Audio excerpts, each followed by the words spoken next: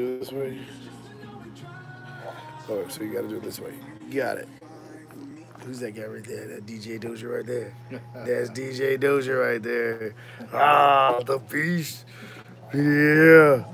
All right, so how are we gonna do this? We're gonna share it now.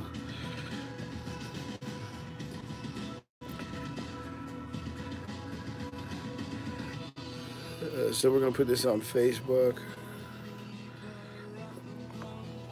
Make sure they don't give us some music violation stuff. They always.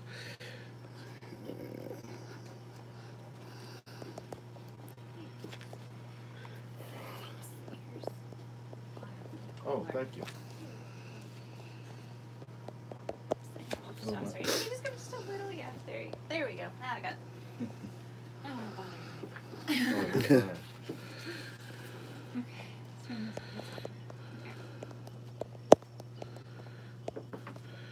Well, you're gonna have a blast, Crystal. You get to talk business today.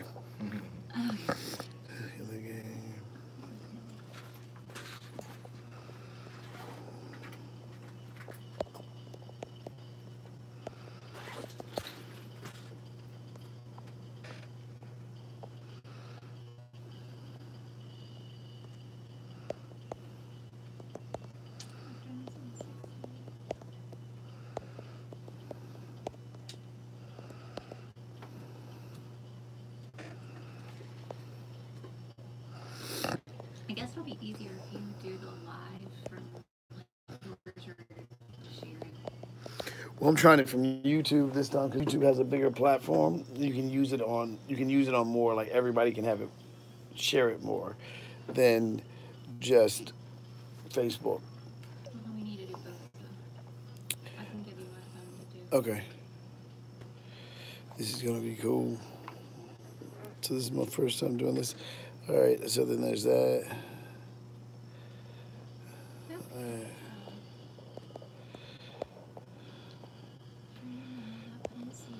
Mm-hmm. This keeps falling, so Okay. it should stay, but sometimes you just gotta. Do I have to be close? Yeah, kind of like this is fine. Oh, okay. Just yeah, you don't have to be like up on it, but kind of far away. Yeah, you'll sound further away. All right. So we're getting ready.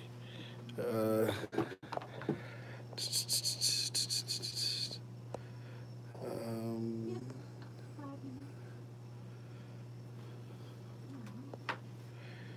yep. I wonder if I can get away with doing it here.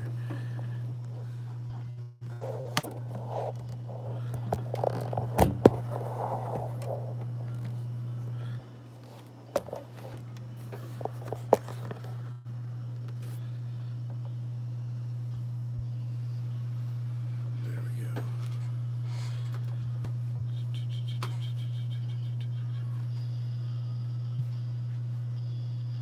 So this is every Sunday? Every Sunday. We're considering going daily pretty soon. Mm. We're just trying to figure out how we can work out the logistics of that. So Everything else we do. yeah, because with the amount of people that we can promote and really build a movement around the station, Mm-hmm. you know, because when you have this type of platform, you just can't give that up. Right. You know, just because the internet's doing something really cool, we have to include, you know, you just don't give up media territory. Well, we have so many people that want to come on the show and do stuff, and have them scheduled way out. But I always try to leave one open for somebody that we really want, and that's why we were able to put you in here so early because I left this That's week smart, open. yeah. Yeah. Yeah, So, that's smart. That's good. Wow. yeah, but that's Well, what so I sort of appreciate it. No, we definitely appreciate it. That's awesome. We definitely wanted to have you, but and then we've had some great guests on like Rudica Lambert. Mhm. She was great hearing her story. Mm-hmm. Janet Garcia, and then what's his name? The first guy, the comedian. Patrick, P. Ray Red, Patrick Williams. Yeah, he I has use a alter ego comedy. He's a Christian, and we were on his show. But he's really funny. So he was. We've had some got in about 2 o'clock this morning. I did a Penn State alumni function in Richmond. They had a alumni get together over, it was kind of like a holiday thing, so I went and spoke. That sounds fun. Yeah. Didn't expect it to last that long, of course. Wait a minute. This is her YouTube. Was Penn State somewhere you always wanted to go, or it was No, I didn't know much about Penn State. prior I to- happen to like. Oh, it's my sports. Yeah, I mean, I was a Carolina fan. Oh, okay. I mean,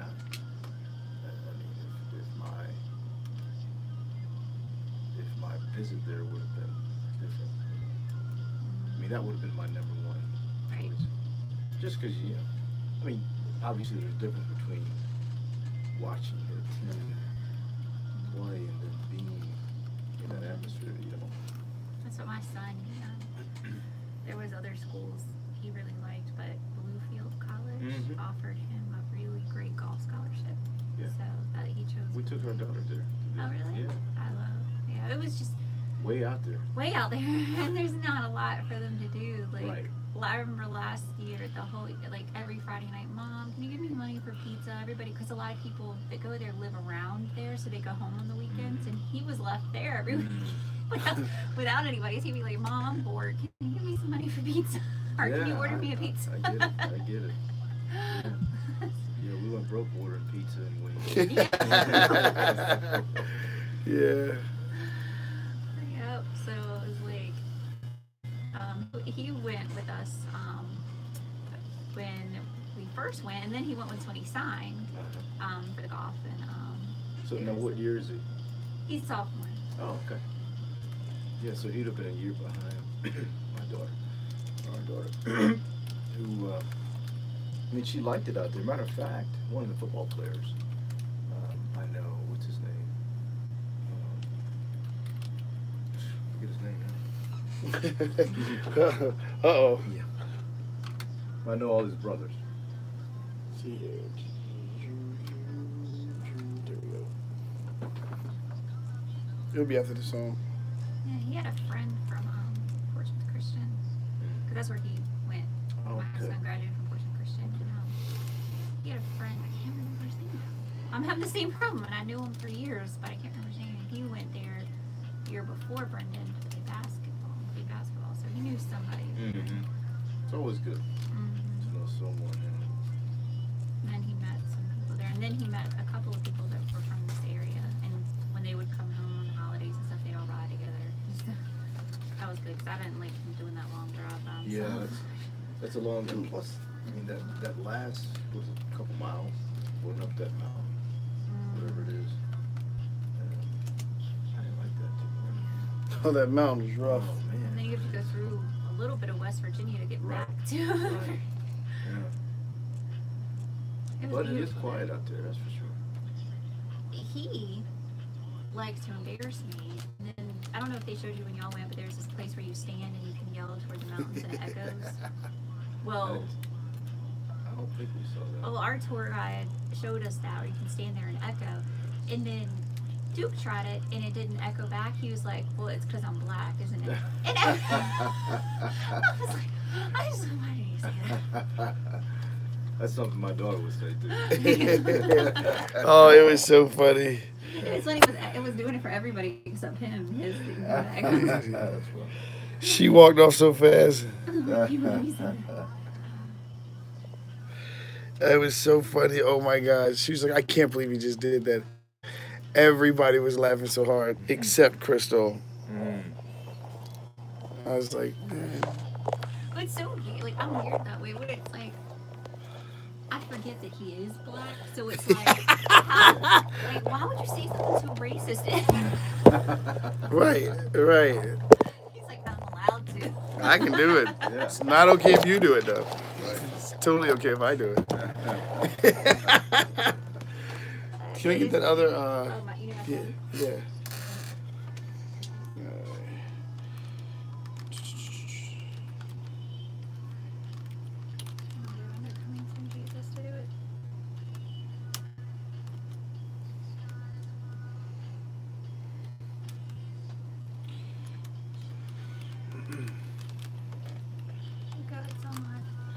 It's already on? All right, let's see where we put this at. See where we can put it.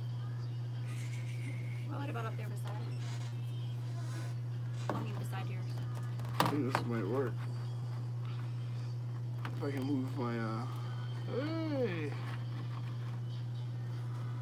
Hey, there we go. Right on. Get it right in your face.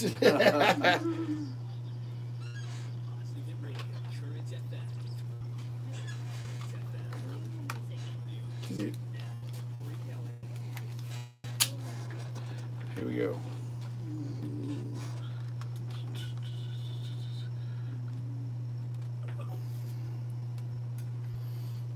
Can you hear it? Okay. Yes. Okay. You can hear?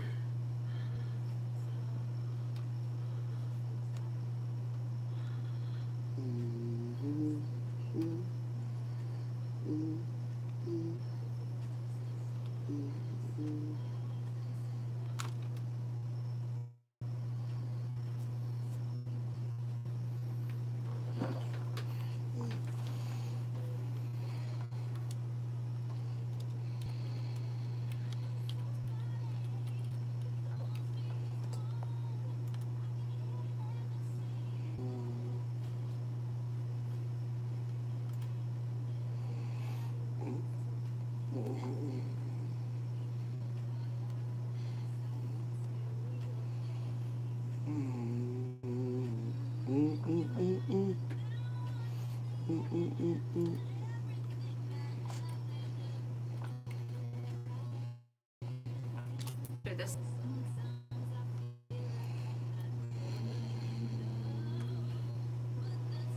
Let me share it.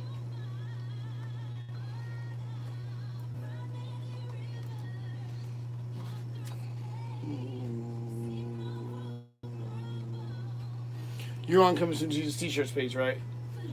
You're on the Coming Soon Jesus T-shirts page?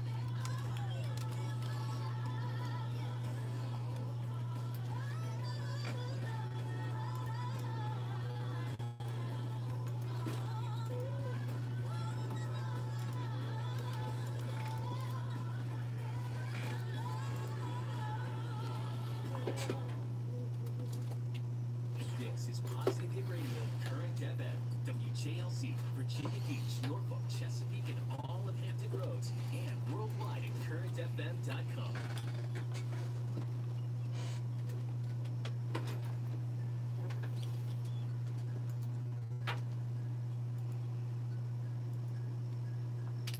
Duke of the gang.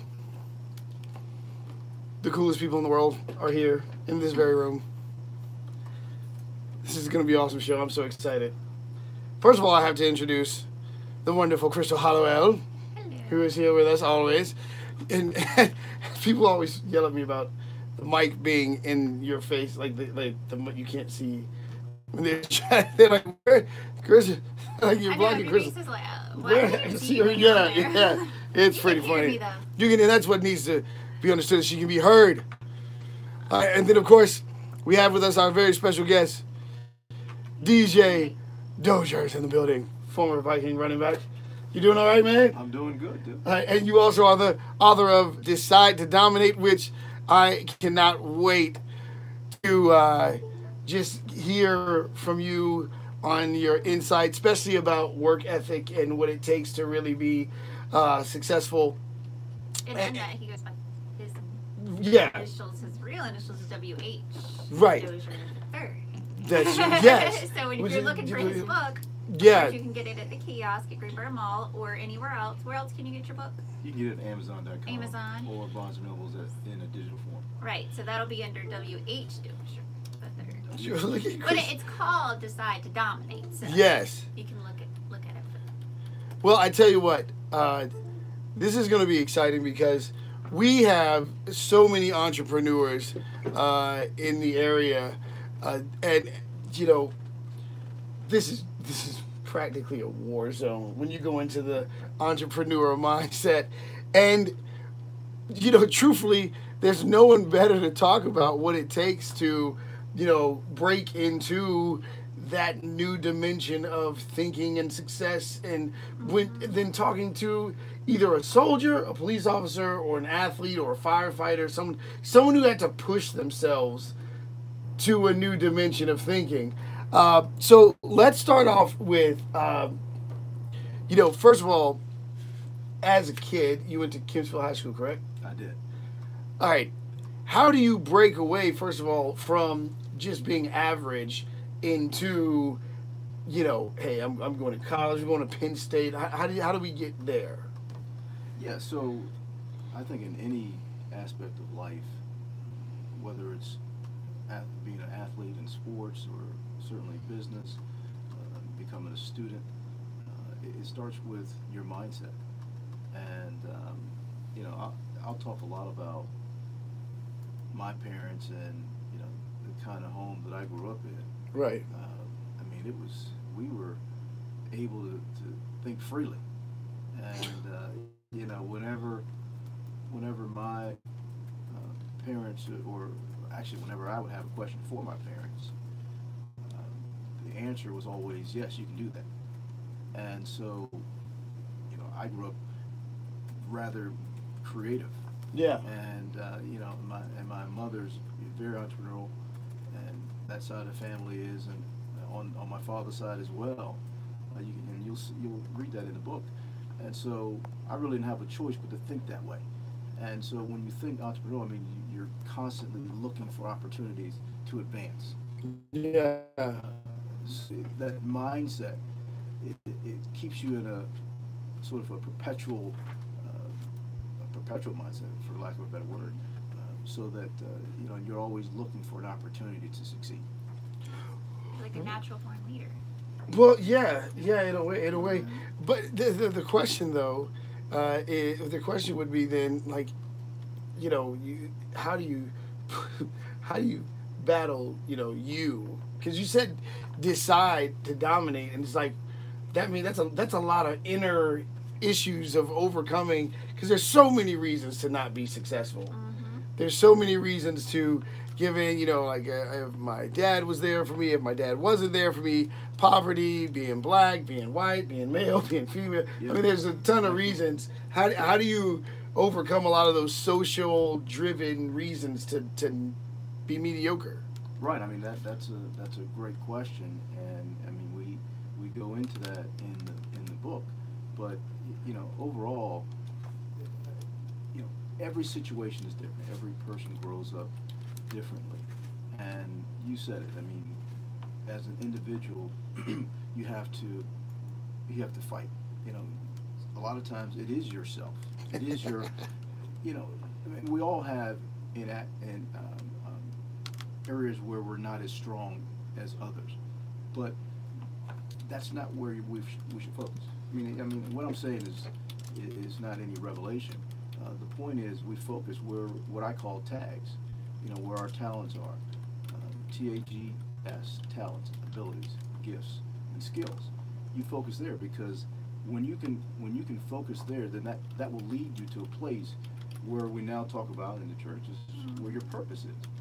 Because God invested something in us, in these talents, abilities, gifts, and skill levels, so that we can fulfill our purpose. So, you know, that allows, I believe, an individual, when they can focus there, it allows them to bypass those inadequacies that may be, you know, setting them back or holding them Focus back. on what you can't do, not what you can do. Absolutely. Wow. I mean, you know, a lot of people are so focused on trying to be like someone else that they don't appreciate their own That uniqueness. is the trap. Absolutely. Now, you know what's funny is I was looking at the screen and you were still talking. I was like, oh, I'm interrupting him. And I was like, I didn't hear anything. But it's just, you're still talking to this. I was like, wait, what's happening? Is the mic cut off? All right. So one of the things that I do have a problem with, of course, is self-defeat, self-sabotaging.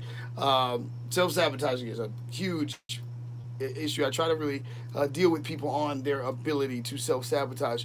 What are some things that people can do? First of all, I know get the book. That's the first thing. Get the book. But as far as inner development, is this something that comes naturally, or is this something that you actually have to develop yourself? You know, especially if you don't come from an inspirational home. No, that's true. And let's face it, either way, it's a battle because our mind is a very interesting part of our makeup. It can take us one way or the other. And like you said, I mean, I was fortunate to come up in a family, in an atmosphere where inspiration was, you know, part of the week, part of the day. One of the things that happened to me when I was 10 years old, I will never forget because it sort of set another trajectory for my life, even though I grew up in an inspirational home. Yeah. And I've shared this story at countless events, but when I was 10, playing tackle football for the first time, our coach at the end of the practice, and it was the day before our game, he said, listen, I want you to go home, get a good night's rest, wake up, and put your uniform on. When you do that, I want you to go and look in a mirror. And in that mirror, I want you to tell yourself that you are a champion. And I want you to do it 10 times. And, you know, being a 10-year-old child at that time, I mean, first of all, that's not something that I want to do. It makes me feel a little uncomfortable, very strange and weird, right? But I did it anyway. And so I get in that mirror with my uniform on, and I say, you are a champion, and I feel strange. I do it a second time, a third time.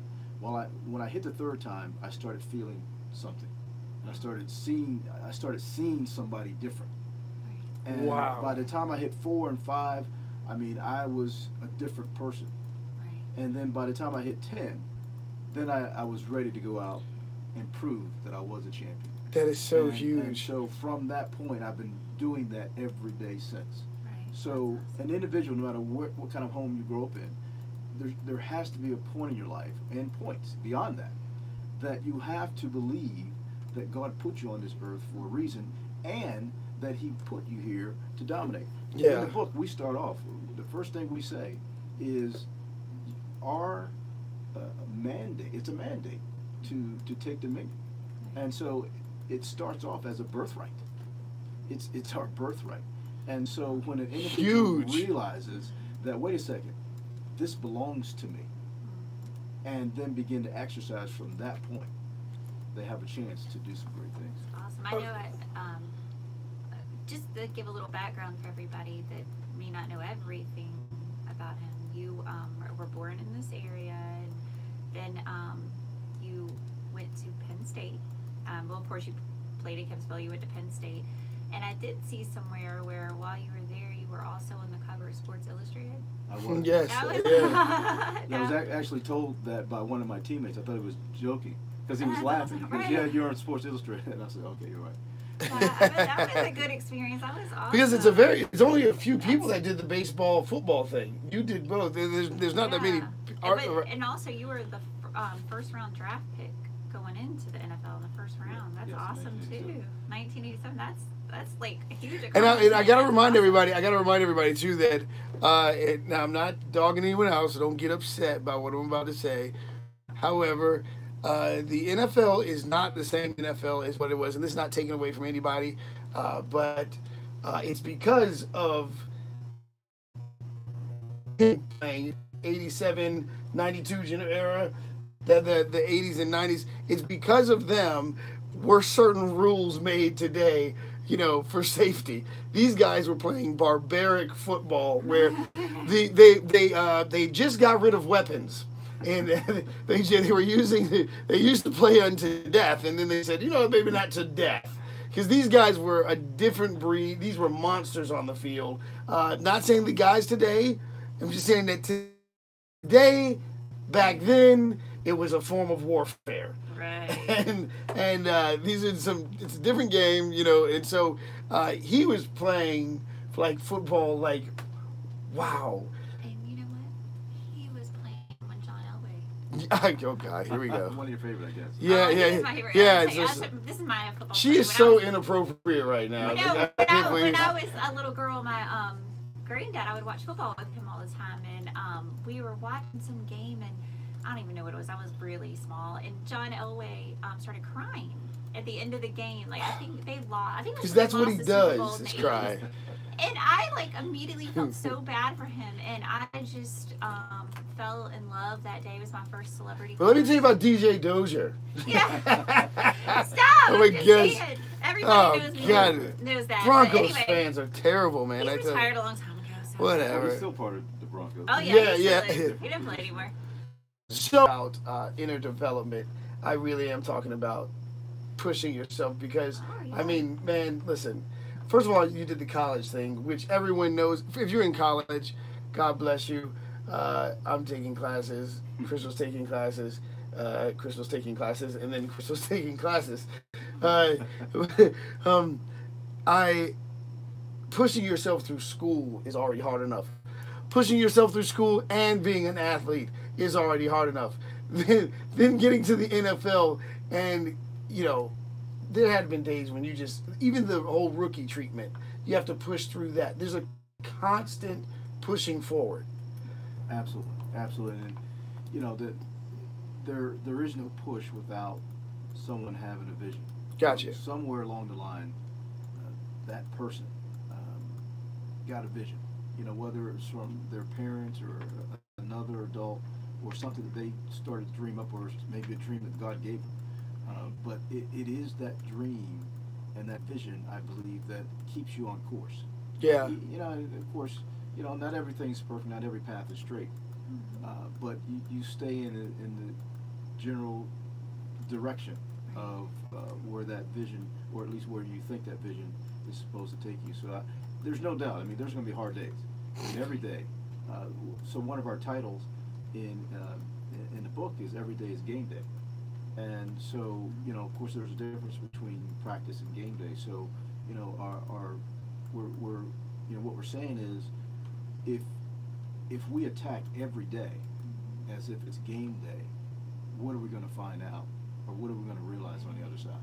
Right. Because there's a different level of intensity. But no matter what, you've got to have vision. So I think it's that vision that propels you past the hard parts and over the mountains and through the Right. valleys. Well, my thing is this: is that it's you know, the vision, when you have the vision and you get there, then you know, the vision is almost like the easy part, having the vision, but application of the I vision think is it's kind of like your vision with coming soon. Jesus was that way. Yeah. It's nobody knows that, you know, the time when Jesus is coming, but it's the idea of living, like you said, like it's game day, living like Jesus was coming tomorrow. How would you, if you knew that Jesus was coming tomorrow, would you live differently today? right. Right. Would Right. you treat people kinder? Would you be a better person? Now you have And that's- the that's DJ. how- Oh, I can't believe you just said that. You have this saying about $1 million, about reading the book in $1 million. Tell me about that saying. This is some creepy stuff. Listen to this. Well, you know, there's lots of folks out there that are either procrastinators or just you know, they don't believe that this book or any book or anything can change their life. And so, you know, what I have explained to some folks when they have a little less motivation is, what would you do? You know, I ask a simple question: what would you do if on the other side of that book was $1 million? In other words, when you're done with it, you're going to have access or opportunity or knowledge that's applied that gives you a tool to amass that money. Awesome. Well, if you get, because the thing is, if you can't take a few moments to read the book, or to read a book, or to, I mean, you're probably not going to make it anyway. Like, and I want to, like, all the listeners, like, I grew up, of course, knowing who DJ Dozier was. You know, I have a sports family, but I didn't really know, personally about you now. But now that I've met him, and look, I'm just want to tell everybody, it's already inspiring me. So, definitely, I would suggest everybody pick up a copy of this book. Yeah, well, and my biggest concern, honestly, is actually the beginning of the conversation when you said I come from a inspirational home. Your mother was an entrepreneur. A lot of times this is where the bravery has to kick in, and I'm big on this, that you have to have bravery and to activate faith, because sometimes it is your family that will discourage you. That's true. That's true. And I mean sometimes, well, we talk about that in the book, that you have to be careful with who your mentors are. I mean, of course, we can't choose who our parents are. That's a very difficult situation. When you have individuals, adults that to a certain degree are standing in the way, it makes it a little more difficult. But again, it's just for myself. It's very difficult to help to motivate someone that has to constantly go back home and deal with activity that's less motivating. Right. Right. But there's still to fight, and if their vision is strong enough, Right. then they're going to fight through those hard times, those difficult situations, and see themselves on another side. I mean, there's plenty of examples of that. Well, I think that's the issue, is that one of the issues is that we sometimes get tired of fighting certain battles, like at home, then we don't have the battle for our life. We're not realizing that we didn't have to we can make up our mind. And that's why I said the decision. This is not, you didn't say feel like you're going to dominate. Like, this is a decision, so no matter how, it's not based off comfort. Yeah, absolutely. And one of the things that, again, you'll read in the book is that we're encouraging individuals to realize you don't need anyone's permission. You don't need anyone's permission to be successful. Now, this is where the problem comes in. This is where it comes, because so if you don't need anyone's permission, so you're basically saying it doesn't matter how many people have told you that you can't make it. It's your choice to believe that or not. Right. When someone realizes that they have the power to make a choice, to make that decision, everything changes. I'll never forget. That's so true. When I was a kid, and again, I grew up in a very good home, very inspirational home. So maybe that's a bit of an advantage for me. But when I was about 7 years old, living in Oak Mountain North, and people in the area in Norfolk will know exactly where that is. We decided we were going to have a football contest, the north side against the south side, 5-on-5. And so we did that later in the afternoon. And so we started out, it was 5-on-5, the game was going back and forth, and then we had a couple of guys on our team that had to go home. And so then it was, let's say it was 4 against 3, our 3 against their 4. And then a couple more guys had to go home. Right. And so now it was their 3 against myself and another kid. So it's 2 against 3. And then my guy had to go home. Right. And so there I was, 3 against 1. And so I had to make a decision. And my decision was, I'm going to play. Now, I knew, realistically, I couldn't stop them while I was on defense because they had too many people. But I also believed that they weren't going to be able to stop me on offense. And I said to myself, the worst that I can do is tie. And so that's what ended up happening. We had a tie ball game. And so, because, again, now I had the advantage. But the point is, no matter what. Saying that, what's funny about you saying that is, and I said this before about Crystal, I used to, we went to school together. And it was always a mystery of, like, how do you have a social life and become an honor roll student? Because in honor roll students, you're not allowed to live. All you do is just your face is in the book. You can't eat. You can't have fun. Unless you're a genius. You're not allowed to laugh. You just, And so Crystal tells me all these adventures she went on when she was a kid. And I'm like, how do you do that and, make straight A's? And what I said last week, which was amazing, was like, she's shown me that when you take the time and to cut everything else out and just take the time to be about what you're going to be about, it will absolutely flourish. It will blossom when you tend to it. And I was like, oh, that's how you did it. And I remember when it was time for me to study, I was hanging out with friends, talking on the phone, taking a nap. It's like, oh, so that's why the information never got in there. Not because I didn't have the time or the talent. I just didn't take it. I didn't say, hey, I'm not answering the phone. I don't know if people remember the phones with the cords. Do you remember the phones? I definitely do. You get it. But the funny thing is, I remember I would be on the phone with my friends. They would want to, because kids are just weird, and they would just sit there silent for 2 hours while I was sitting there doing my homework. I'd be like, okay, if you want to stay on the phone with me, just be quiet, and I'll so I stay on can the do phone my with you. homework. Let me do my homework. Yeah. So if you just take the time to do the stuff, you know what I mean? It's there now, and this is what I mean. I tell my son constantly. I was like, listen, man. He tells me he'll see something. He goes, I want to do that, and I'm like, okay, do you really want to do that? Because I told him the message my dad told me. Greatness is not created on the practice field. It's created after practice to continue and keep going. And when you and it's a struggle because I know that we claim to be busy, but it's easy for us to say we want something, to say we want to write a book, to say we want to go into the NFL. You know how many kids say they want to go into the NFL? Right. That's not uncommon. Right. And a lot of people say they want to be great, but to do it, it's a different mindset. Now, with that being said, were you hanging out with your friends and doing like where was that childhood like? I mean, were you, or was it football? No, I mean I had a normal childhood. I knew when it was time to study, and I certainly was not in all of my classes. I mean, there were.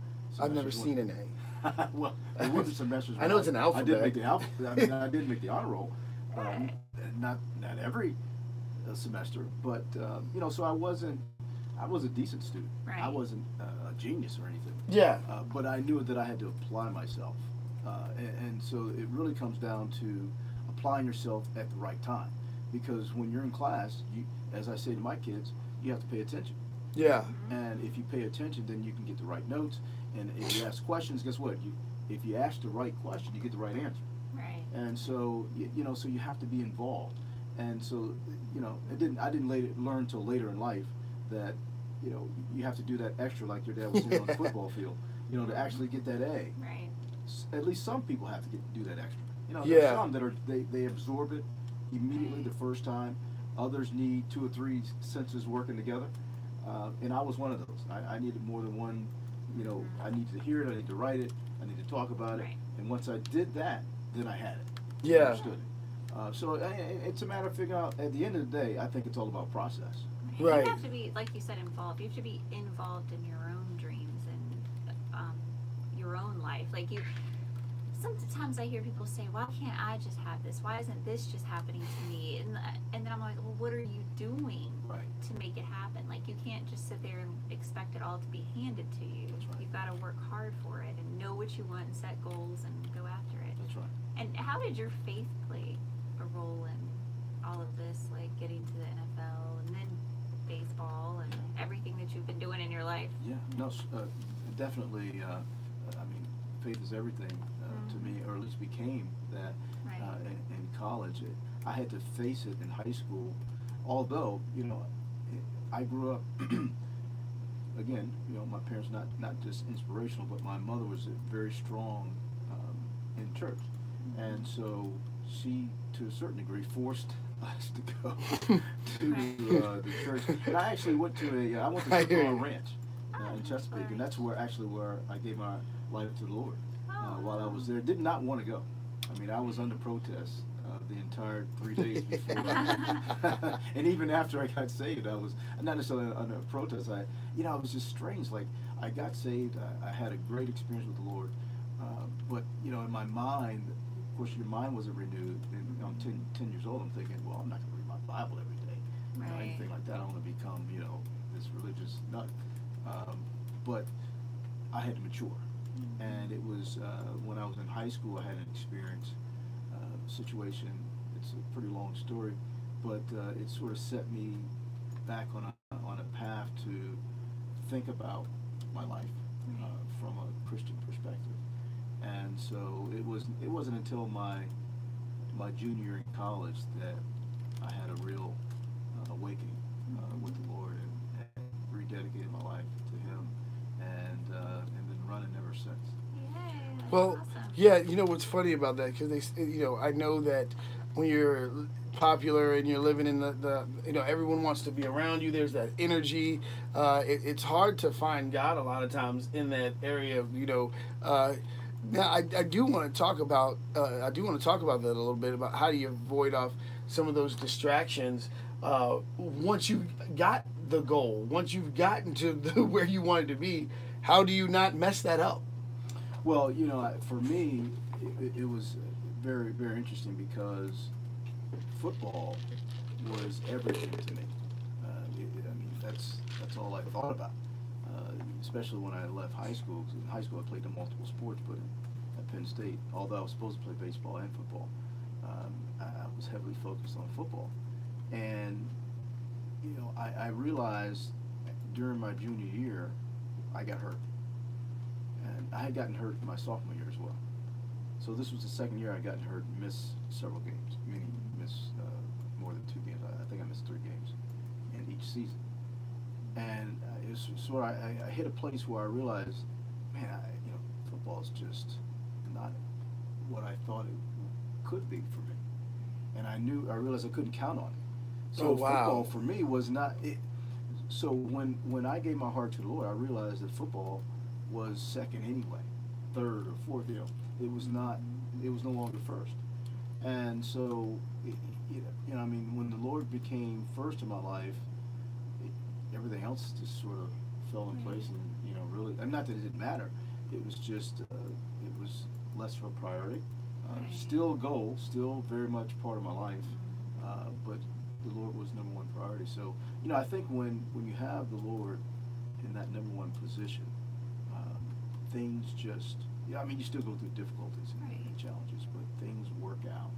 And you keep the right perspective. You stay in a peaceful mindset. You get through those challenges a lot easier than when you don't have the Lord as number one. Absolutely. Now, we kind of got to backtrack a little bit because of the fact that I forgot about this guy that I wanted to mention. He's not a good guy. His name's Fear. This guy's a jerk. And I know we talked about the inner struggle and things like that. So let's say you overcome the family, you've overcome being a girl, being a guy, poverty, the impossible. Then there's just the fear. Would it be fair to say that with elevation, it's like there's a bigger reason to be afraid? Yeah, there could be. Yeah. Yeah, there could be. I mean, because everyone grows up with different dynamics that they had to deal with. Gotcha. And again, different mindsets, different activities in their home. So it's the fear of continuing to be successful. Absolutely. I mean, Okay. I mean, fear. I mean, there's a fear of obviously failing, but Yeah. even. I mean, I see that as an individual that it's still the fear of failing. Even though they've been elevated, there's a fear still of, coming back down or going lower. So it's still fear. No matter how you look at it, yeah. The question is how do you deal with it? How do you overcome it? Yeah, I mean, I think part of it. I mean, obviously the Lord can deliver you from fear, and that's certainly the cleanest way for it to happen. But I also think that there's a certain amount of confidence that destroys fear. When I've seen like my kids, especially my son, go through a process. He was afraid to go out for a team because he did not want to get cut. Oh, wow. But what happened when he realized, you know what, I'm maybe not as experienced, but I think I can make this team. Right. Then all of a sudden, he's not afraid anymore. So I think it depends on the level of fear we're talking about, because generally, no one likes being rejected for any reason, and so that's sort of a main area of And I think dealing with fear. preparing helps a lot with that too. Because even like Uh-oh. people with public speaking, like somebody could be petrified to, speak in public, but if they prepare and know what they're talking about and put some time into it, their confidence builds and the fear starts subsiding. And I think that's what happens a lot. The more you prepare for things, like practice. DJ Dozier coming out of Penn State, going into the NFL, he physically knows what he's capable of.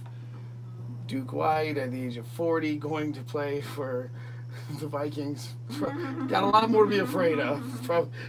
I got a reason to be afraid of failure. You know what I mean? And then I think that's where the fear makes everything like out of perspective. Like you just limit yourself. Now, I mean, I don't see anything wrong with. I don't believe that there's this healthy fear. I don't believe in that. I think that's a joke. I think that what the key word is confidence, because fear will always try to talk you out of what out of what you can actually do. Fear is kind of the opposite of faith. Yeah. Absolutely. Yeah. And when you write the book, if we can talk openly, when you write the book, was there what if no one reads it? Did you encounter that with the book? Well, I didn't. I don't. Exactly. That's my point. Yeah, not that.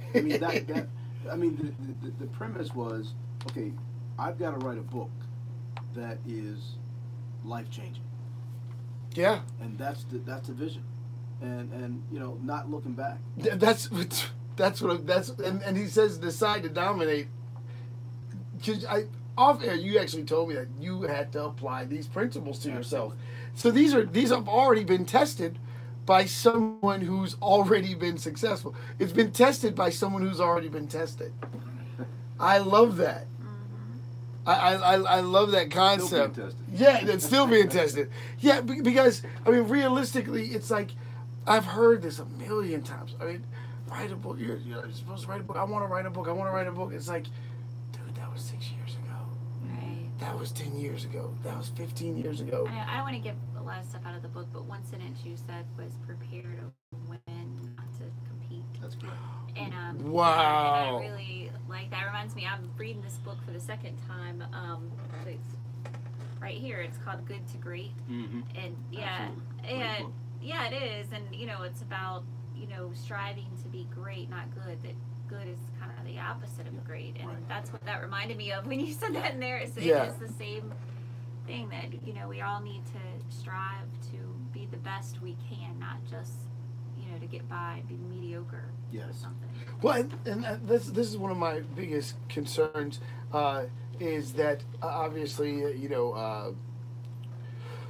football is a very competitive sport. It's a very physical sport, and a lot of people get hurt and things like that and don't have a backup plan. But they have the same if they apply. It's funny how you take the mental mechanics and the methodology of your perseverance in football into business. Right. So are you saying that basically once you understand the principle in one dimension, you can take it into other dimensions? Without a doubt. Without Okay. a doubt. There are transferable skills from industry to industry, from one situation to another, from one endeavor to another. Without a doubt, there may be different aspects of what you're dealing with, but a lot of the things that you go through, so a lot of the decisions you have to make, and certainly, in anything we do and want to be successful, we have to have a process to follow. And so if you can take those skills that you develop over here and in that situation, there's no doubt that you're going to be successful. Now, you may have to tweak some things here and there. But for example, the one thing we all need, and I think we don't have enough of, are coaches. And I'm talking about coaches in different areas. And those, coaches are mentors. If we've got a coach for this aspect of our life and that aspect for our life, we've got a higher percentage of being successful. Yeah, 'cause mentorship. That is a huge missing link in today's society is mentorship. But do you think it's hard for creative people, especially passionate creative people, to to submit and listen to someone? That's a good question. I don't know if it's creative or something else, but if, obviously if they have a problem with submitting, because I believe, that's going to be tough. It's going to be a tough road, I think, for that kind of individual, because I believe that the number one aspect of being successful, and no matter what you do, is to serve. Wow. And part of that serving, of course, is submitting. Exactly. So you've got to So submit to the huge. right information. You got to submit to the right person. You got to submit to you're working with. You do that, and I believe that success 100%. is The most imminent. important thing about being a leader is knowing how to serve. Absolutely. Yeah. Now, when you were on the team, obviously, that's one thing that's undeniable about football is that you have to know how to be on a team. Could you tell us a little bit about maybe like not about so much about like being the leader, but just being on a team? Like, what is it to be a part of a team? Because I know that's a big part of business. Right. Well, interesting from my perspective. Team is everything, because in the body of Christ, it's a team, and because you have to depend on each other. For not everyone can play quarterback. Not everyone. Oh can boy, here we be the go. offensive Yeah. guard, or the center. We all have different attributes. And go back to what I was saying earlier about the tags. Not everyone have the same tags: talents, abilities, gifts, or skills. So that team becomes a great team by migrating those talents, abilities, gifts, and skills into one unified as a team. Now, of course, also as a team, part of that, you have to be able to communicate. And one of the lessons I look back on and I learned in high school was in my sophomore year, our baseball team was mediocre. We had some great talent, but it was mediocre. And then they brought in another coach the next year, and I remember thinking, my gosh, this guy wants us to communicate like after every pitch, after every pitch, and I played shortstop at that time. But after every pitch, I had to talk to the second baseman. I had to talk to the right fielder, the center fielder, and the left fielder within that 5-6 second period. Right. And even if it was the same thing, I had to talk, and we were all doing that. Wow. So he created this atmosphere of communication like we had never experienced, and that team became the first. Oh, that's huge. Yeah, because you can't. It almost becomes your own language. It almost becomes code. Right. When you open up the communication, you don't know where the attack's coming from. You don't know what the strategy is. And now I do know that is a very difficult thing for a lot of people because a lot of people don't like people. You know what I mean? So you say that it's the number one way to serve. It's like, okay, you know what? I'd rather just not be successful because I can't stand people. I ain't serving nobody. But I do notice that, I don't care if you buy into a franchise. If you buy a franchise company, you need your waiters and waitresses to be a part of the team. You don't need anyone saying, oh, I just see this as a stepping stone job. You need everyone to, this is your dream, your vision, your livelihood. You need everyone to be a team. So I see the concept of team everywhere. If you buy a car dealership, you want your salesman to be a team, and even with family. Right. It is a form of team building. Yes. There's got to be vision. If you want a successful family, then there's got to be vision in the family. Right. There's got to be team building in the family. So that concept of team is everywhere. And how dangerous is it to be an individual on a team, especially because I know you've probably seen that where egos came in on the field, and you don't have to say any names. I don't want you to get in trouble in case somebody's listening, watching. They see you, be like, "Oh, let's see what he say about me," you know. But seriously, how dangerous is it when that individual shows up in a team atmosphere? Well, it's disruptive because you have to have continuity, and without continuity, you have chaos, and even the smallest lump, leaven up the whole bread. So that's the true. whole loaf. So, That's all. That's all scripture. yeah. So so you have to, as a leader, you have to deal with it, and you have to remove it one way or another, unless you want it to affect the whole. So there has to be continuity. But the other thing is, going back to you mentioned vision. Yeah. So one of the things that we talk about in one of the chapters, I believe it's chapter 2, is that and we're not the first to say it. I think it was an executive from AOL at the time that said it. He said that vision without execution is a hallucination. Whoa. So Guys, please catch that. Please say that again. yeah, so vision without execution is a hallucination. Whew. And so if you have a situation where someone is not in line and in step with the process, with the team, then you're disrupting your ability to execute.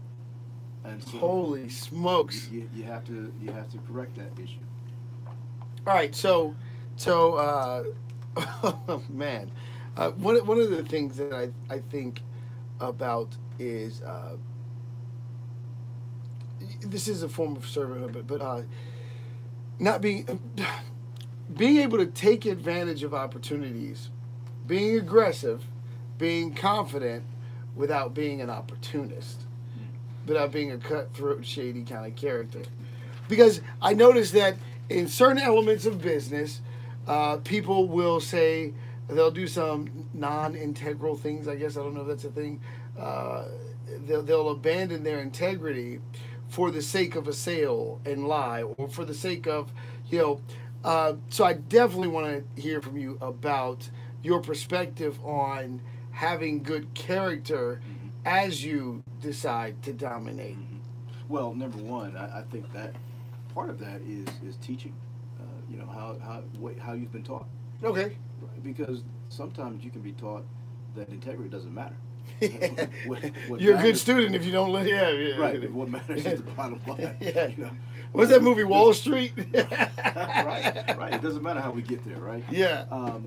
But I mean, at the end of the day, you have to realize at some point, hopefully, someone in that situation where they believe in having less integrity, they mature out of that, or they learn. Now, outside of walking with the Lord, I mean, let's face it, it's everywhere. Yeah. Because there's no quote unquote accountability unless it breaks the law. So as long as it doesn't break the law, you don't hurt anybody, it's okay. So I think part of it is maturity, but I also believe that it's difficult to talk about anything without really migrating the principles of God, because I mean that's why we're here. Yeah. Right. I mean, even if we're in a non-Christian atmosphere, it doesn't mean that God did not institute business or God didn't institute government. I mean, it all goes back to those principles. So I think an individual has to mature at some point. Well, mature out of that. Yeah, this is where I thank God for this woman, this Crystal. I'm 100% ministry. You know what I mean? To be totally honest with you, I'd give everything away, but my wife won't let me. I'm that guy. But That is really that is the actual truth. So Crystal comes into my life, 3 degrees of business, and we listen, guys. If you ever see us out there fighting, I need you to know that it's all love. It's just we come from 2 different worlds. The business world and the ministry world are very, very different, and she reminds me that we have to eat. We had, we And had 50 onesies, baby onesies. Out of 50 onesies, I know he probably gave 45 away to cute babies being strolled through the mall. every time a baby, oh, it's a baby when a onesie. Because they were cute. Because I want to see pictures of them when they're babies and the baby onesies. And sometimes parents are too goofy to buy them, so I'm like, but I want to see this picture. So, and we never hear from the baby. We never hear from the parents again. It just becomes a financial loss. So, and I don't know, quite a few of those probably weren't even Christian. No, and they weren't. Just giving away onesies. They were like, okay. It's so true. It's so true. So, I had to, if we wanted to survive this year, I had to learn how to let her lead in that area. And it was very difficult, but she was smart enough to know that I had a need to give. So she made these little decals. It was like, look, we're going to sell them, but if you feel the need to give something away, give this away instead. And that was, but the reason why is I had to overcome and share the vision as we decided to dominate, because the end goal, and we're going to be using this book as part of our strategy, the end goal for Coming Soon Jesus is to plant a kiosk in every state. Wow. You know what I mean? To have a store, to have our presence in every state. So we're deciding to dominate. We're deciding to take territory, and we're going to use the principles from this book to do it. And overcoming, like being able to share the vision, and of course, this has to do with the teamwork part. But as leaders, how do you co-lead with somebody? I mean, the great thing about what I just heard is that there's balance. Right? Yes. I mean, there's a balancing of the weight, and I think that's huge in a team. You have to have that because you have two different perspectives, but it's that perspective, those perspectives coming together that create a unified vision. Yeah. So let's go back to vision again. Vision, there's without execution is a hallucination, right? Well, one of the things we talk about in that chapter about that vision and lack of execution, or at least there's 10 elements of execution, and the 10th one is risk. So you have to know when to take the risk and when not to, because it has to be calculated. So, one of the things I learned from a gentleman, he's passed away now. He was a TV producer, but he would teach his kids when they were young that the way that you spelled success was R-I-S-K, taking a risk. And right. so they never feared. You go back to the I love that. fear. They didn't fear taking a calculated risk. Now we can't be, you can't go out there and just blow everything. So I think it's that balancing act that you all are having is what gives you a unified vision and of course an avenue towards success. I gotta take a risk. How do you just give everything away? It'll come back to us. DJ said no. But here's what we're gonna do. We're gonna take a quick break. We're gonna play a couple songs, and we'll be back with DJ Dozier. That was good. Oh. Yeah, so he should actually Jerry Horseman taught his kids that you spell success R-I-S-K. That's huge.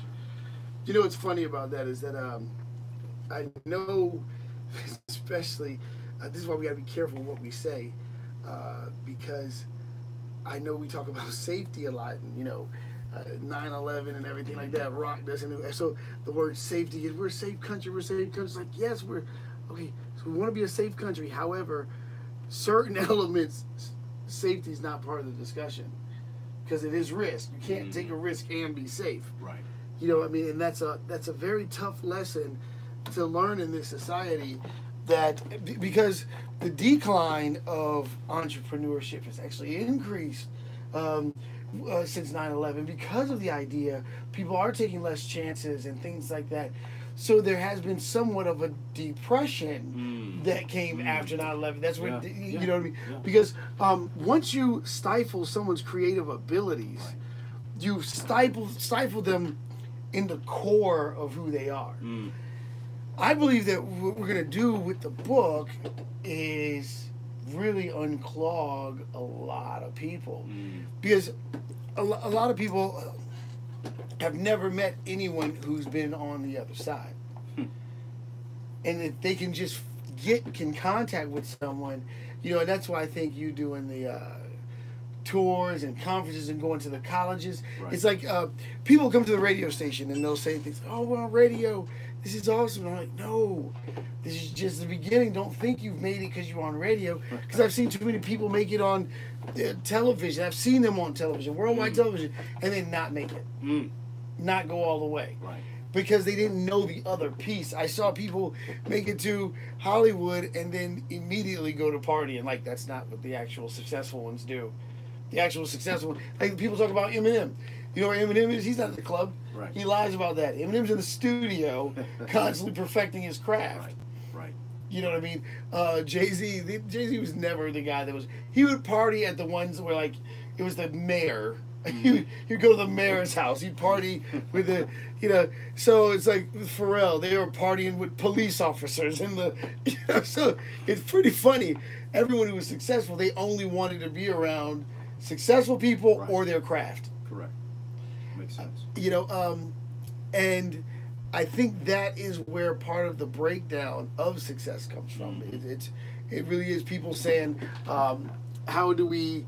If I just had somebody show us that other side, you know, that other side of success, that other side of, you know, how to get there. And I think that's what the book's going to do. It's going to open up a door for a lot of people to say, okay, my excuse is gone. I've now got the information that I need. You know, and I think that's what people really want. They want that real, genuine opportunity. Right. You know what I mean? Is there any particular time you have to leave, or? No. It's, Hey, well, I've already eaten, so Good. I just wonder if you want to get them water. Do you want some more water? I would love that. Okay. Yeah, my mouth for some reason is getting dry. Oh, it's this place. We do some talking up in here. It's usually not. It's because they try to keep it cool because of all the equipment. In the last couple of weeks, it's been really warm in here. It's been I weird. did just have Chinese food, so that could be part of it too. Yes. Salt. Thank you. There you go, sir. Appreciate that. Let's see here. We got 3 minutes. Yeah, so I think that's one of the biggest issues is that people. I mean, I get it. When I have a legitimate excuse to limit myself when success or successful people are so far away from me. But when someone's willing to come to me and all the excuses are eliminated, it's like, sheesh, now who are you? You know what I mean? And that's the thing is that, you know, even once you've gone to college and, you know, all that stuff, that's great. But when you have someone that's showing you how to follow through, because that's what these principles really are. You know what I mean? It's showing someone's showing, saying, hey, this is how you follow through. Right. You know, when we come back in, you know. Obviously, can you check my phone to see what percentage it's on? Oh, yeah. Your phone is burning hot, too. 37. Okay. So yeah, it's got about another hour left. That's fine.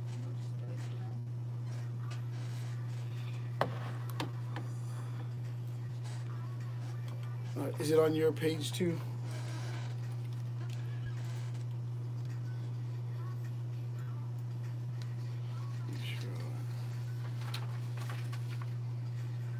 Remember, if there's anything at all you want to talk about it, just No, we're. talk about it. I'm flowing. Wherever you guys go, I'm Great. following. All right.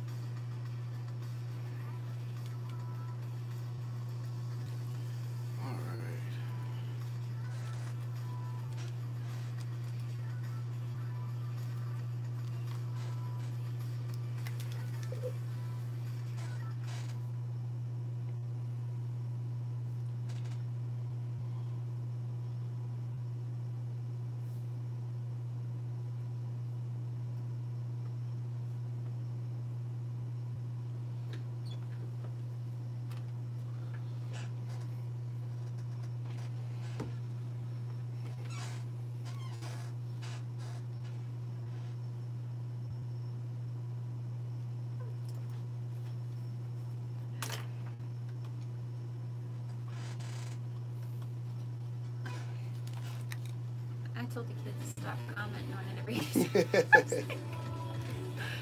his daughter, I think his 8-year-old daughter, was on Facebook Live, and she was like, I love you, I love y'all. What team did he play for, M? Like, she's...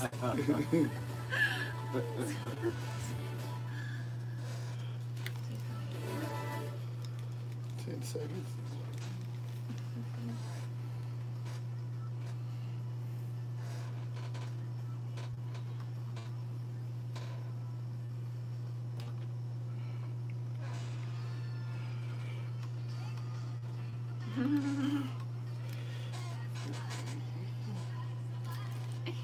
Doing an intro with the facts of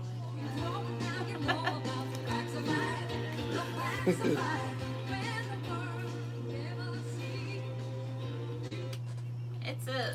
I love shows like this. It's a little loud, huh? Of course it's loud. It's the facts of life. It's supposed to be jamming. Oh, okay. you sound like you're talking on, like you have the headphones. You actually have headphones on. But it's like, oh, okay. Tell the facts of life. Oh, that was a great show. Man, do you ever just look back and, do you ever look back and go, man, I cracked some skulls, man. You know what I mean? You ever, like, you're a hard-hitting dude. Hey, by the way, I got to say this. I saw some interviews that you did, I guess coming out of high school, going into Penn State, and you were just such a well-spoken young man. And I thought that was so cool because the image of successful young men today a lot of times are wild, and the well-spoken guy is not necessarily the guy people role model themselves out of. But you were just well put together. That's the guy you are in court. Like, yes, Your Honor, yes, no, you know what I mean? Like, when you're trying to get off a ticket, yes, Your Honor, I was polite. But you actually are that guy. You've never did the whole gangster thug thing. No, and certainly if you, number one, know who my father is, that's not gonna happen. Honesty. And my mom, she was the type that, whenever I had a question about a word, she would say, William Henry, go to the encyclopedia. Ooh, that, and she sounds like she's related to Crystal Hollow. Yeah, and she's a reader. My mom started college very young. I believe she was 16 in her first year, so she was extremely smart.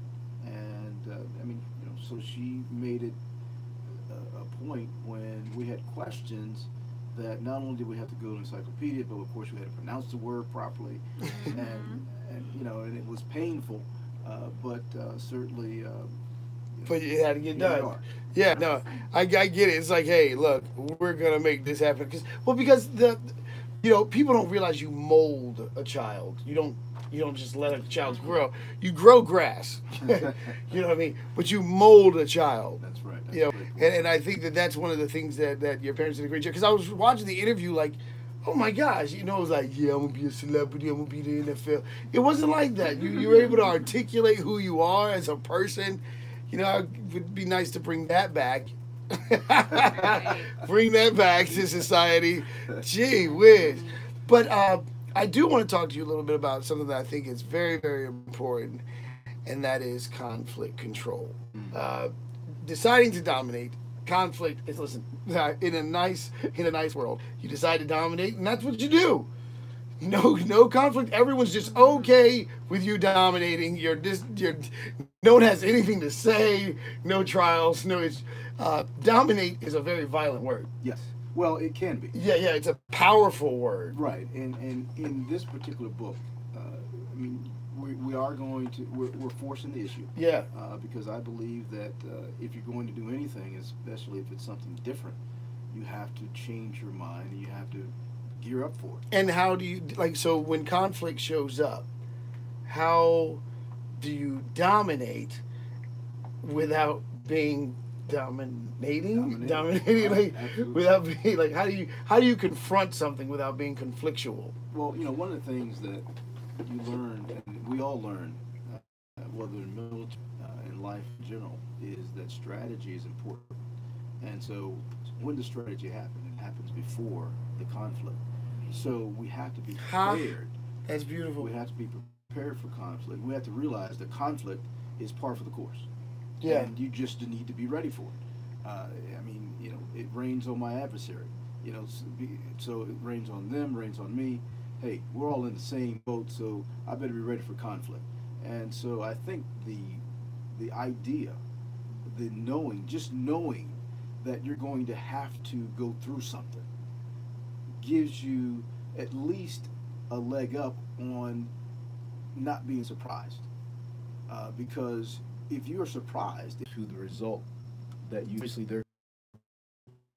Well, and that just goes back to again to I mean, I really want to deal with this conflict thing because of the simple fact that this is where a lot of leadership goes, a lot of destinies go awry, right around this particular subject. Conflict, like you said, is natural, but it's not realistic for a Navy ship or somebody to think they're going to go across the ocean and not get one storm or something like that. When it comes down to dominating your destiny, and you are the captain of your ship, you are the leader, and people are presenting ideas and things like that. How are you not intimidated by the ideas of others? You know what I mean? Because that can be very challenging when it's your vision. Right. Very challenging when it's your vision. Right. Well, am I making sense? No, absolutely. I mean, I think the bottom line is that I remember when I worked for a large corporation, the president of the group that I was working for, he said, "Look," and it goes back to something that's very simple. We talked about it earlier. You cannot be afraid of making mistakes. Why? Because it's going to happen. We're going to make mistakes. And, I think when we can alleviate ourselves or, relieve ourselves from the idea that we're not going to be perfect and we're not going to make the perfect decision, then we're free to make mistakes and you use the wisdom that you have at that time. Yeah. Gotcha. That makes a lot of sense. Now, because I know that it is very difficult often for leaders to take criticism. I get that. A lot of people don't get that. You know what I mean? A lot of people don't get that. They don't know why. I don't know why. But a lot of times, well, you know what I think it is? Because leaders feel like they're supposed to be the leaders a lot of times. I think even as a leader, when you show yourself teachable, it takes you to another level. Absolutely. What do you think the best way is for someone to, not critique, but even offer information to another leader or criticism? I will say criticism, to criticize a leader in a healthy way. How do you do that in a healthy way? Yeah, no, I think number one, you have to ask the right. Please don't get fired, people. No, you have to ask questions. Yeah. You get information and realize that you coach the individual, not the team, and every individual is different. And so if you have an issue with it's a matter of asking questions and learning the behavior of that individual so that you can get as close as possible to the right answer. Right. Because I do know that it is very easy to we talked about team, and this is what I know. This is what I mean about you can't fake it. You talk about teamwork. You talk about this. Well, criticism is a part of that. Right. If you want to be on, if you're going to dominate what we're talking about with this book, you can't be surrounded by a bunch of yes people. No. Go ahead. Yeah, I'm just going to say because correction brings a greater level of wisdom. We know that. It says it in the Word. I mean, that's part of God's Word. So a wise person wants to be corrected because they know that they're going to become wiser. So they actually welcome, quote unquote, constructive criticism. We're not talking about insults. we're talking about constructive criticism. So, when you have that mindset and your thinking team, you're thinking from a submissive perspective, from a servant's heart's perspective, then you're going to welcome different ideas. You're going to welcome, certain corrections, and certainly constructive criticism. Now, this book comes from your brain. I mean, like, this book comes from you. So did you had like family and friends read the book and things like that? I did. Before, how like this? Because obviously, you probably let people read it before it came out. Absolutely. Did you accept the criticism pretty well, or was I am. Here's the funny thing. I actually believe that, if I'm going to do it, I'm going to do it right, and it's going to be right. So when you think that way, and then you hear something different, it throws you back. And so that happened to me. Wow. And everyone's heard, anyone that's heard me talk about the book, eventually I bring up the interaction I had the interaction between my sister and I, my younger sister. Yeah. And so she was giving me a grade on this particular chapter, and it was a lower than average grade from my perspective. She gives me a 7 out of 10, and I said, "Hey, that's not a good grade." Right. She says, "Well, that's the grade." I said, "Well, wait a second." And I was a little about that, right? I was like, I said, "Well, okay. Well, what would make it an 8 or a 9? Because I know for certain you're not going to give me a 10." And so I love the story. when she started to explain what would make it an 8 or 9, then I started realizing why she was grading or saying or giving me that information. And so I understood her. So by understanding her and her perspective, it then allowed me to understand why she gave me the 7. It actually wasn't a 7. Like for me, it probably would have been closer to an 8 or 9. Right. But in her mind, because of the way she was grading, it was a 7. So 3 months later, we're talking, and she was actually going through a position change.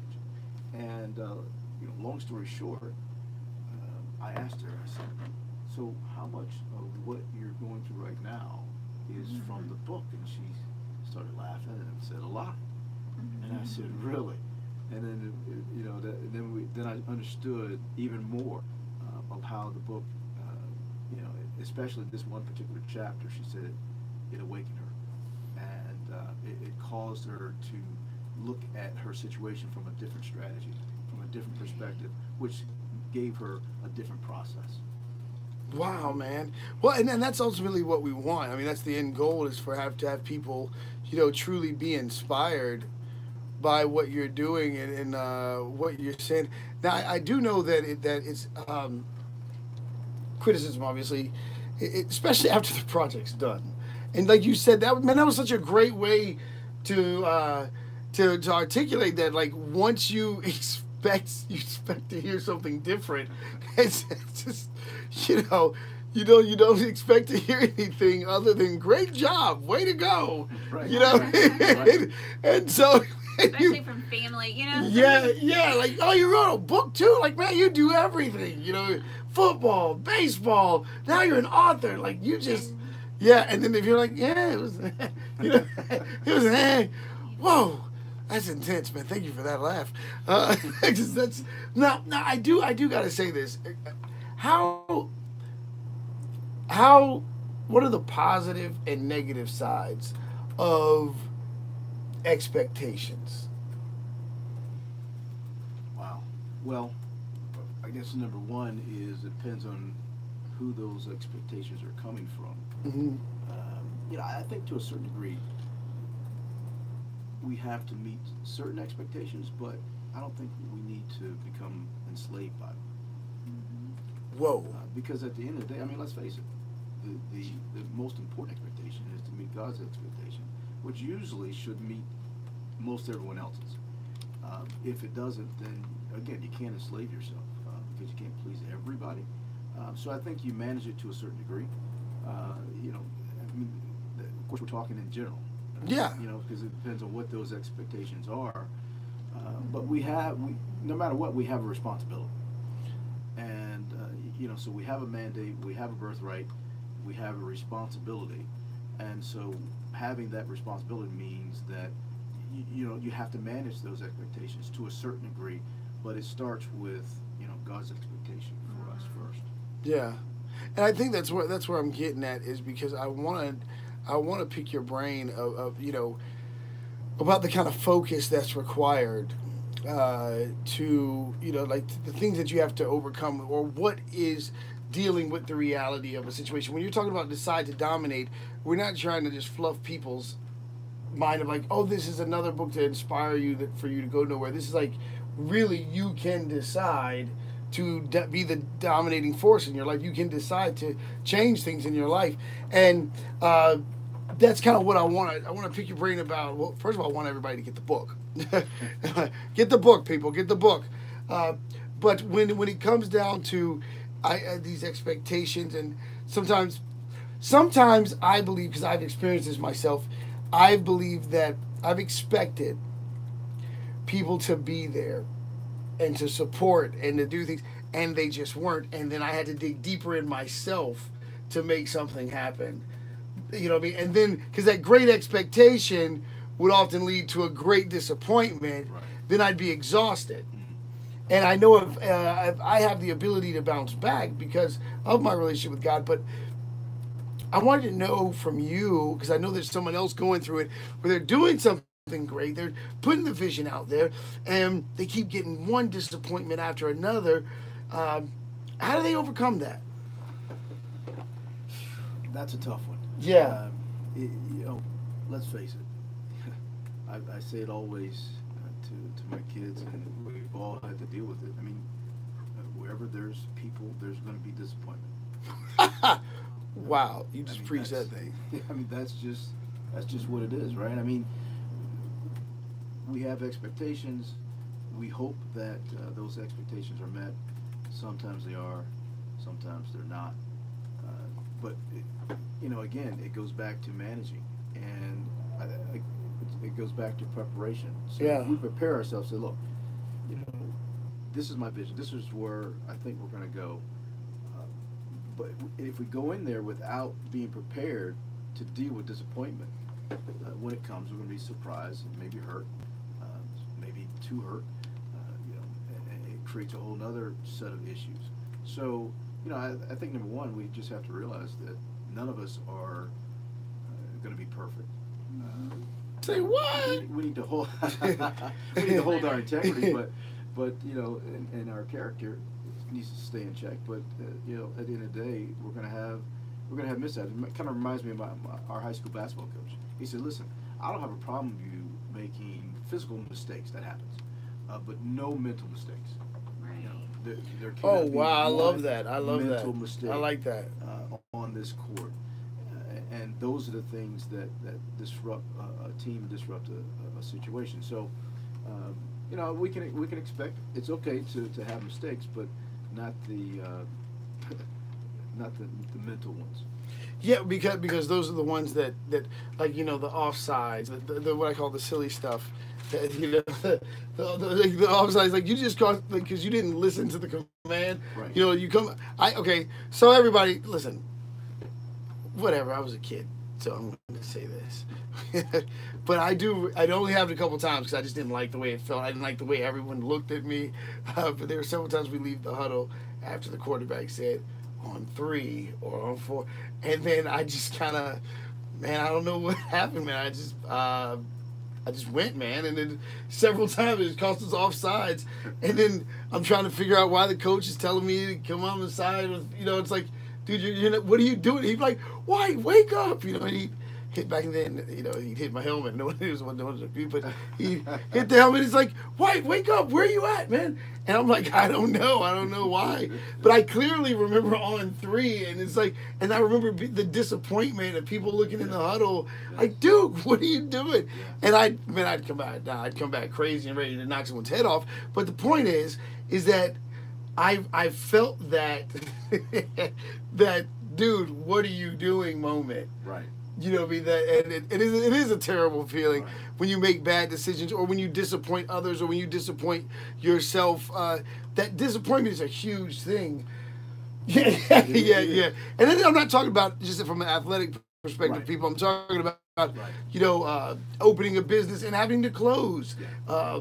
restarting, falling short. These are all very challenging things that I think that if you're not careful, if you approach business or even being an athlete in a naive way, man, you can get really shocked to see the reality, of what comes with that. And when you talked about taking shots not being being taken off guard, you're not prepared. You gotta, So let me ask you this: before you wrote this, did you look at everything that like had to go into writing a book, publishing, and all that stuff as well?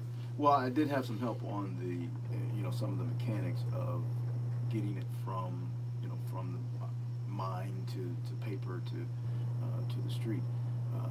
So I mean, you don't necessarily have to do everything. I mean, there's lots of help out there. I needed that help, Yeah. and so I leaned on someone else's expertise, who had written 14, 15 books prior, and so that, I mean, that's how I did it. Every situation is different. Folks, that is a huge statement right there. Sometimes you have to find someone that's more experienced than you to move ahead. Absolutely, absolutely. Like, Nothing wrong with that. yeah, that's what I'm saying. I don't believe It's funny because dominating is such a dominating word, and it's no place for pride. Right. I mean, and that wasn't a random decision. I mean, that was a calculated decision. So if we go into a situation where we haven't, especially if we haven't done it before. I mean, you have to find individuals not just that can tell you what you should do or what they think you should do, but that have actually been there and have done it, so they can give you at least a guidepost on, hey, be careful with that. Let's not do that. Here's what we're going to do. Yeah. Every time you say something like that, it's like you need to listen to Crystal more. And I'm like, ugh. But I don't wanna. I want the spirit to lead me. And it's just like, just did. Listen to Crystal more.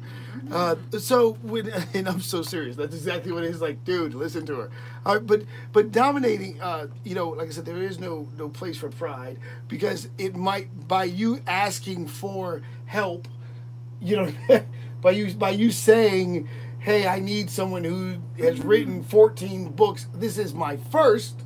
Maybe I should listen. Right. A lot of people would struggle with that, saying, I need help. Well, I mean, I think it's a basic principle of being successful. Yeah. Right? Is help me to go to the next level. I mean, it's like being on the ladder, right? I mean, you need those that have been there or that are there, to help you, at least from their perspective, and you have to manage that too, because the Bible tells us that there's safety in a multitude of counsel. Yeah. So there's nothing wrong with going outside of who you're talking to, who you think you should talk to, and getting more than one opinion, more than one direction, or idea of how you should attack this situation. Multitude. Yeah. If you have to. Now, what about when it comes down to, especially when teamwork and team building and things like that, when it comes down to what I call this passive aggressive, because dominating is definitely not a passive aggressive word. That is clearly, I think, astute. I think structure. I think strong. I think dominion. Even royalty. Like, these are. Yeah. Is there a self-image and an attitude that you have to have, like something you have to believe about yourself to dominate? Without a doubt, because I mean, throughout the book, we talk about the person in the mirror. Okay. That's the person that you have to have dominion over, more than anything or anyone else. I mean, we're not talking about dominating someone else, or dominating right, something else. We're talking about being able to control your situation by looking at yourself and putting yourself in a situation where you can assess yourself, or be assessed by others, and allowing them access to a level of Basically, they can say to you what they actually feel, and you'll listen. But at the end of the day, you know, again, dominating it starts with the individual. That is powerful. That's powerful because when you say dominating starts with the individual, I think that this is the dominating is the reward for making the decisions that you've already made.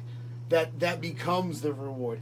I think people try to dominate before they put any of the investment in, the emotional investment in, like you know what I mean. Like dominating is the effect. So it's like you've decided to do that before it actually. Wow, that's so profound. That's good. Yeah. Well, dude, you're the one that. Well, I'm agreeing with it. Yeah, like that's, dude, that's Again. so good. Yeah, dude, it's so good Coming because out of your mouth, if I'm you agreeing like with it. you're looking at it, decide Right. to dominate. Like guys, I love words like this because you're saying something so profound and it echoes in truth so many different ways. Like I don't think this is like a one-time read type thing. Like you've got to come back and it's more like a study It is. because you have to come back and read it again because there's so many times that you think you have something and you got to go back and get more. Like, okay, what if I look at it this way? Decide to dominate. You know, the thing I try to encourage people about is that if you're not dominating, something's going to dominate you. Absolutely. Now, do you believe that is there a time when it's ever too late for someone to dominate, to like rise up? Great question. I think the short answer is no. Gotcha.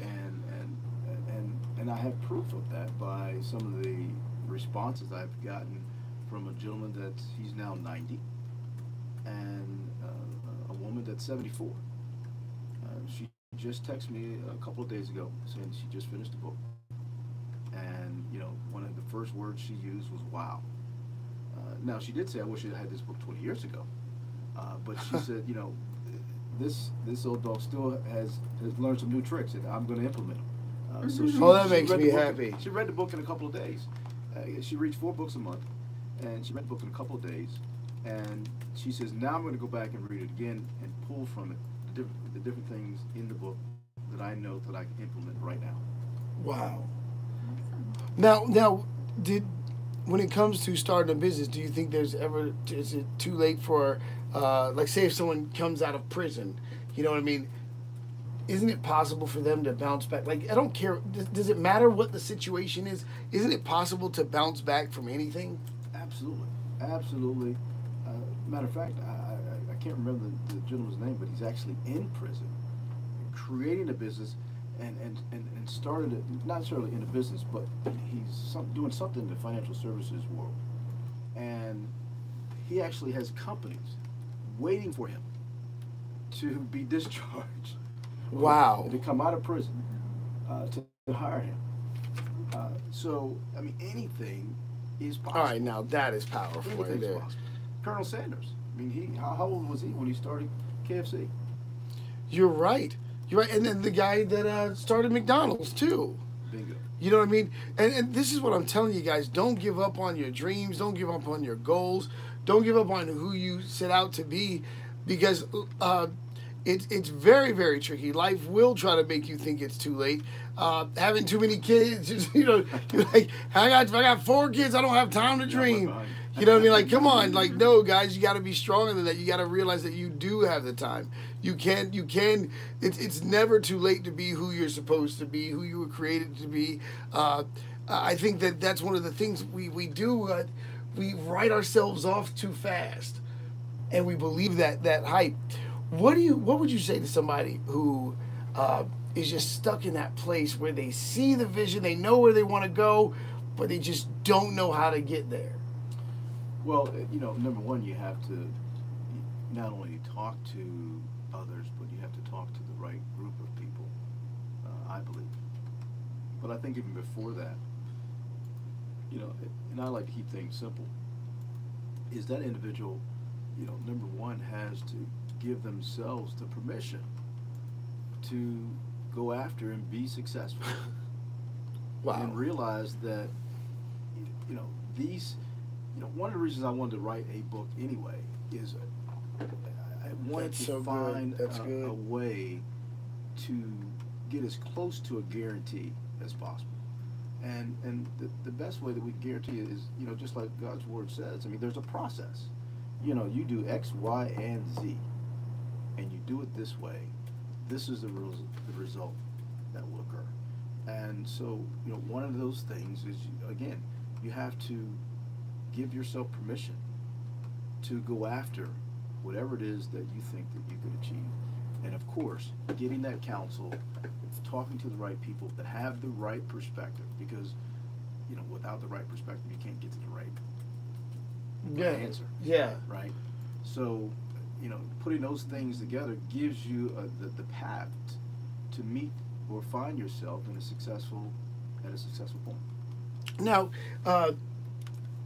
the person that says that they dropped out of school and it's too late, that doesn't have a GED, and now they're in their 30s and 40s, you know, would that dominating process start with going back and dealing with the thing that you thought defeated you? Maybe. Maybe. I love. Let's talk honestly, because Yeah. some people, it's not going back to school. That's not the answer. Right. Well, I mean, and it's not necessarily school. Yeah. And I'm not knocking college. I'm not knocking school. But any knowledge, apply. Mm-hmm. Matter of fact, let me just make sure I say it right, because there's a quote. Knowledge that is then applied becomes the power that ignites self-mastery and dominance. Right. That's the answer I would give. That is phenomenal. So getting the knowledge, no matter where you get it from, Just get it. get the knowledge and apply it and learn how to apply it properly. You're going to eventually become a master at it and create a situation where you can dominate. You know, you said this. There was this fear of failure before. Do you believe there's such thing as a fear of success? Absolutely. I think it's the same thing. Oh, you gotta go to that again. What do you mean? Well, it's, I mean, number one, I mean, fear obviously it's derived from a single source, right? So the fear of failure is I think when someone says they fear success or think they're going to fear success, what they're saying is I can't handle it. Yeah. And you know, so the fear of failure is, well, I'm not going to do it because I can't handle it. I mean, so from that perspective, it's the same thing. Same exact thing. It's the same thing. So, you know, the bottom line is we all know that fear it has a purpose, and the purpose is to cripple, is to stifle, is to block, and you know, I mean, it's not God's act. It's not God's ally. It's His enemy. Therefore, it's our enemy. And so, you know, if we can look at fear that way, and realize that it truly is an enemy. Yeah. And part of the enemy's tactic, then the next thing we do is realize that, okay, I've got a war going on. So that at least gives you the ability, or at least the wherewithal, to think that I need to fight this. So if we don't realize that it's an enemy and realize where that enemy is, Because we're not gonna treat it like it. Exactly. Yeah. And that's where that was gonna say, because it's so funny that you put it that way, because I was like, there's got to be a way to explain to my passive aggressive brothers and sisters out there that is not going to work in dominating. Right. That being passive aggressive is not going to work in obtaining your future and destiny. That there's certain situations that you have to aggressively, you know, say, hey, this is not what's best for the vision. This is not what's best for me. Right. Right. You know what I mean? And I think that's something that people struggle with, especially when you try to do something like a Christian business. You know what I mean? Because I know there's a Christian, you know, integrity. There's our Christian morals. That there are things that maybe we wouldn't do as Christians, where, you know, someone in the pure business world would do. Shouldn't be that way, but I know that being passive aggressive is not a way. Okay, perfect example. You wanted to be first string. It doesn't mean you didn't like the guy that was in second string, but that guy wanted your job. You know what I mean? There's somebody that wants when you're moving forward. There's someone that wants to take your spot, and you can't be like, oh, you go ahead in front of me. You know what I mean? Oh, you catch the next one. I'll miss this one for you. You know, when you're dominating, you have to dominate. Right, right. Well, it's part of the competition, and you know, again, if we look at it from a holistic standpoint, and from that example, and you're competing with someone else, and you know, you're first string, they're second string, or vice versa. At the end of the day, at least from my perspective, the way to look at it is good competition or great competition creates greatness. Yeah. Now, do you think it's healthy for a leader to create that within his company? To a certain degree. Not, right. We don't want division. Right, yeah. right. Not necessarily competition among team members. Well, I mean, I think it's good to have competition in terms of some sort of hierarchy. In other words, you know, it's more healthy, like within a particular division. But if you're saying that, you know, this group versus that group, you know, yeah. I mean, you don't want to, because these groups have to work together. Now, if you have five, you don't want to have your linemen hating your, you know, your receivers. Like what? Right. Yeah, right. yeah, I got you. But if you have five salesmen, and you know they're competing with who's going to, you know, have the most sales in this week or that month. I mean, I think that's healthy. That's healthy. Yeah, I mean, that's healthy, and you create awards and rewards from that. Absolutely, I think you have. I mean, that's the way we tick. I mean, we're supposed to compete to win, and so as long as everybody's competing to win, and they're still moving the company in the same direction, absolutely. All right, now this is a big one. This is a huge one. Kids, a lot of young people in their teens are starting businesses these days. How do you feel about that? I love it. You do? Absolutely. I wanted to start one when I was, I think we were 14, 15.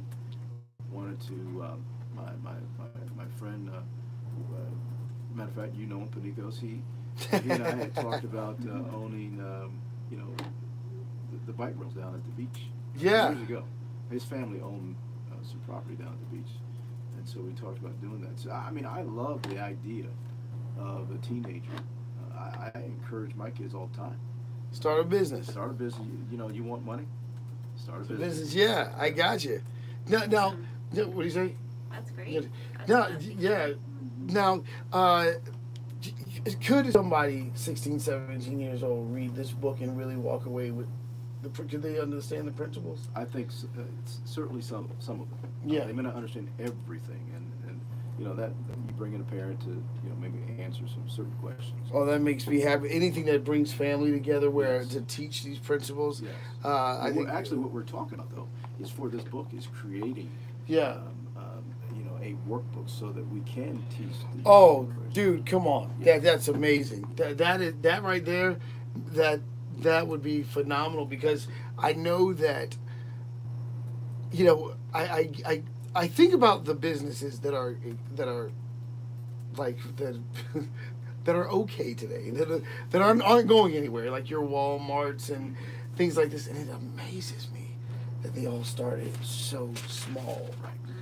You know what I mean? It's like, in my generation, I've seen Goliaths of industries rise up. Like, who would challenge Pizza the Hut?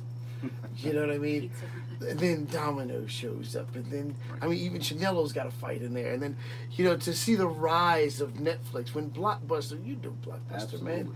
You know, that was a family trip. Like, Right. who would have ever thought I love going to Blockbuster. Blockbuster could have been defeated, but you also love staying at home and saving that gas money and just strolling through the movie, just Netflixing it. I mean, like, Right. you know, and no more rewind charges or scratch DVDs. And I come from that. I was in that war. I had a movie store. Wow. The first phase was convincing the owner that DVDs were taking over. that was the first phase. Then there was an internal war because we were drinking all the drinks and eating the sodas, and they weren't getting accounted for. Some people would call that stealing. I say that I was just young and naive, and I didn't know that was just stealing. And I hate that. I hate that because there was the owner owned that store, and I thought that I work here, so I can have this M&M. I'm thinking like, you're kind of my dad now. Help me pay my bills. You know what I'm saying? But it's like, no, I'm killing this guy, and everyone was doing it. If Crystal was the boss, she'd be like, hey, you cannot just take sodas at will. Right. So the first phase was the DVD, was crossing over from VHS to DVDs. Then there was this internal war where he literally would have to put up signs, stop eating the food. He pay for the food. I'm like, so we have to work here and pay for the M&Ms? Are you crazy? But I was so stupid. But everyone was doing it, so he had to actually put that up there. But then Blockbuster moved 5 miles away from us. We're like, man, we're the neighborhood movie store.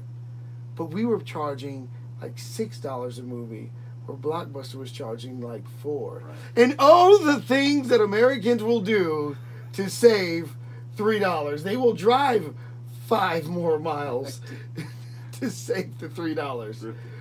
It's like, yeah, but it's like an extra $1 in gas, the convenience. They didn't mind. And I would watch one Movie Time video close after another, just because there was one Blockbuster 5 miles away. Wow. Branding. And then I watched Blockbuster be destroyed by Redbox and Netflix. I mean, it's unbelievable. And what's amazing is that some guy sitting at his computer was like, I'm going to put a bunch of movies on my computer and just stream them. Mm-hmm.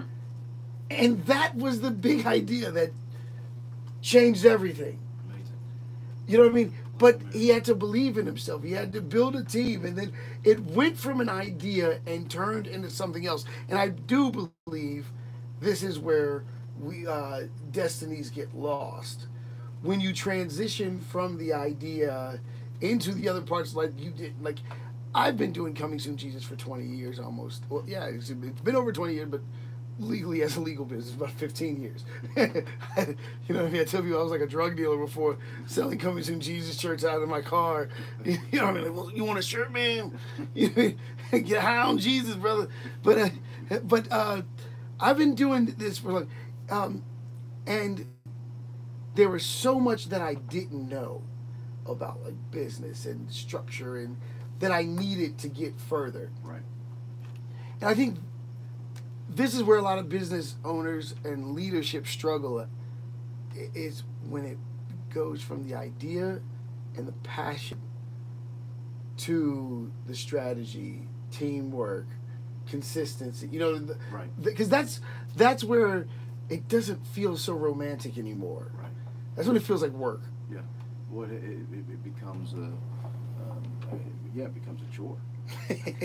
Because especially if you're an idea person. Yeah, he's looking right at me. Yeah, it's true. It's painful. Yeah, and you know, being creative and working in operations are two different things. Yeah. And so, I mean, that's when you have to. I mean, if your business is growing, I mean, hopefully you're growing. It's growing at a good pace, not a, you know, exponential, or at least, you know, too straight up, because then you can't keep up with it. Yeah. You know, which is another dynamic that's interesting. You know, you don't want it to grow too slow or too fast. Right. You know, but you know, somehow manage that growth, and hopefully that it grows slow enough we can keep up, but fast enough where it pays the bill. See, and this is the type of stuff that you need someone to be able to tell you, because like the worst thing that could happen to someone, if you can only make, you know, 40 CDs or something like that in a, you know, in a week, and you get 1 million orders for your CD or your book. Like, you know, like if you get 10 million orders for your book, you're like, oh my God, how do we mail this out? You're like, Right. There's strategies in place for that Yes. you don't. Yeah. Yes. So and which is crazy how fast that can go wrong. Right. Well, it goes back to what I would call an equation. Yeah. Right. I mean, if your equation it's set up properly, then eventually you get the right answer. I mean, I've talked to some small business people that wanted to, they wanted their business to grow from 100,000 to 2-3 million, but they didn't have the capacity nor the mindset to get to that point, and that was the issue. I mean, I've talked to business owners that had a $1 or $2 million business that wanted to get to 20 million, but they didn't have the mindset or the infrastructure to get there. And so it goes back to, in order to go to the next level, you're going to have to change. Something's going to have to change, and if you're not willing to change, You've already X'd yourself out. you can't get there. Wow, man. Well, now, this is where I get that change. I think has to do with also not messing around with pride, because pride is like, this is the idea. Because I'm pretty sure, Henry Ford would be like, that's not a car. What I made was a car. You don't need to do all. Who needs a radio in the car? That doesn't even make sense. The seat belts. That's stupid. but some things are meant to be built on. And then as life changes, as things change, you build on. I mean, it would be terrifying if, the plane still looked like the Wright brothers plane. I mean, like, you know what I mean? Like, it's okay to build on things. Right. And the companies that have not changed and developed, they didn't make it. They did crash and burn. Right. Interesting enough, companies that were consistent actually do make it. I mean, I remember when British Knights came out, because at first it was just Nikes, and there's British Knights and Pumas. We used to joke kids with British Knights and Pumas, and we never thought, oh, it's because it's a new company. Right. And as a child, it's so funny, as a consumer, you don't think about the fact that their shoes are being sold all over the country. That's true. You got to look at you with your British Knights and Filas and Pumas and Pumas, Filas. What is it? What's the other one? Carl Canal, the Fat Farm, or what's the guy? He's on that show Shark Tank now. What was the guy's name? Boss? He made the guy that made the clothing line? You know the black guy? Shark Tank. Well, he was on Shark Tank. FUBU. That's what it was. Right. The guy that made FUBU. People used to joke that stuff when it first came out, but they were consistent. Right. And when I saw him on Shark Tank as the guy, I remember him doing fashion shows in Virginia. I'd look at him like, oh snap! I used to joke that guy. He used to do fashion shows in hotels and stuff like that, and I'd be like, ooh, that stung. You know what I mean? But consistency really is a powerful thing. Right. Because there is a time where you're on bottom because you're starting off, not because you have a bad idea. Yeah. Well, let's face it. I mean, consistency is a product of being self-disciplined. Yeah. Right. I mean, All right. the reason that you see that consistency is because there's discipline in the back office or there's discipline in the background. Yeah. And so, I mean, you got to have that. That's a fact. Till this day, people are arguing whether Bruce Lee is the greatest martial artist of all time, and most people don't even base it off his fighting skills. They base it off his discipline. There you go. Right. Do you know what I mean? We're gonna be back. We're gonna be back with DJ Dozier talking more about the process of deciding to dominate. If you want to get the book, tell people how to get the book. Well, they can go to Amazon.com and order it. It's both in print as well as digital there, and also at BarnesandNobles.com, and it's in digital form there. All right. Well, we're gonna be right back with DJ Dozier.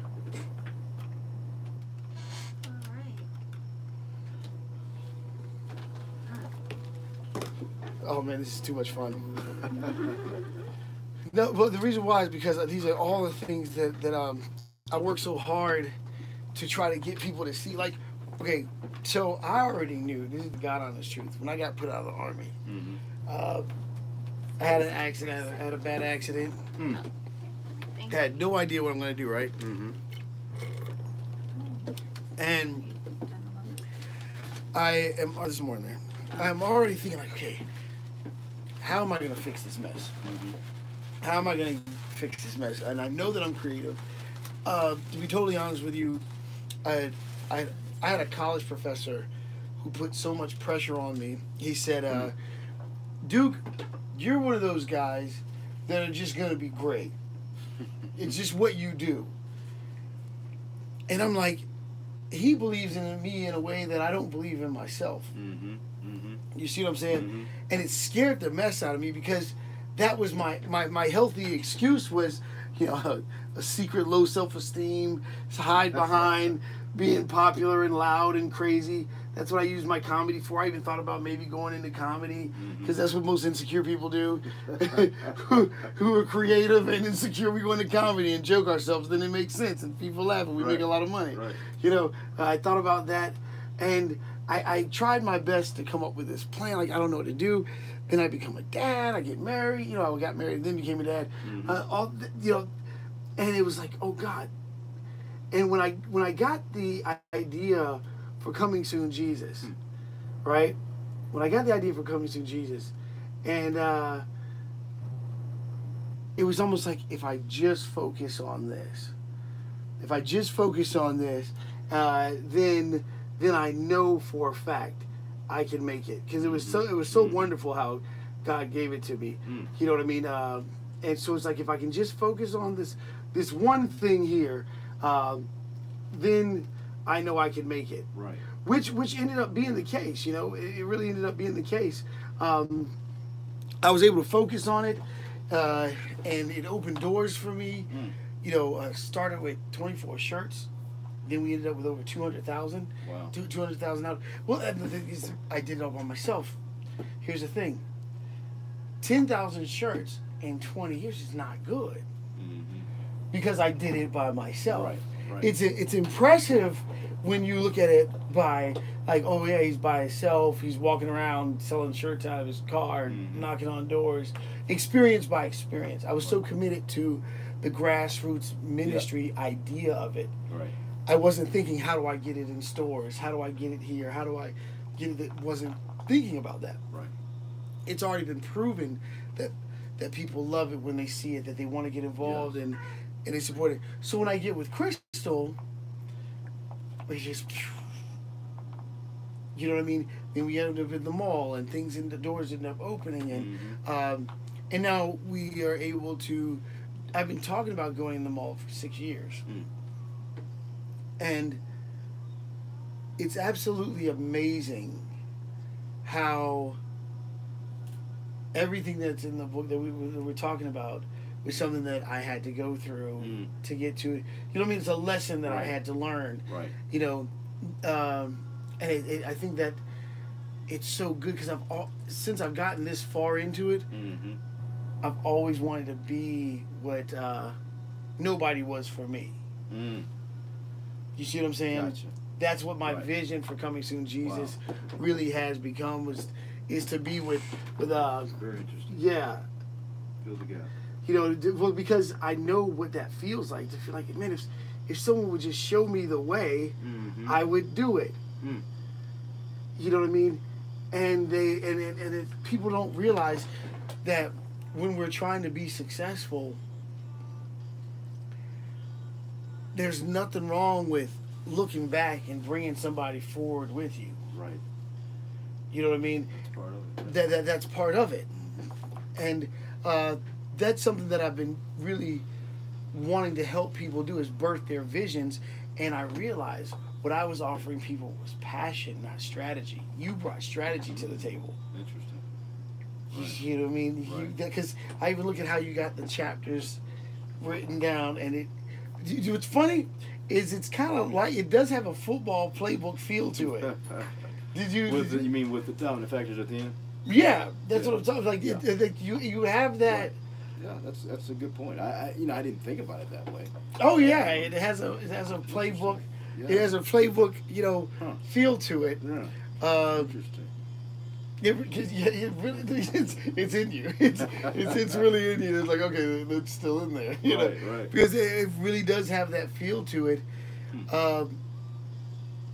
And that may be the thing, because it's the same thing with the military. When I was in the military, I remember thinking, this feels like football. Right. It's like the way we would have our playbooks. Yeah. Strategy, maybe just strategy. That you cannot, like I say, for example, I know that there are certain things that successful people just do that unsuccessful people won't do. Like, successful people read.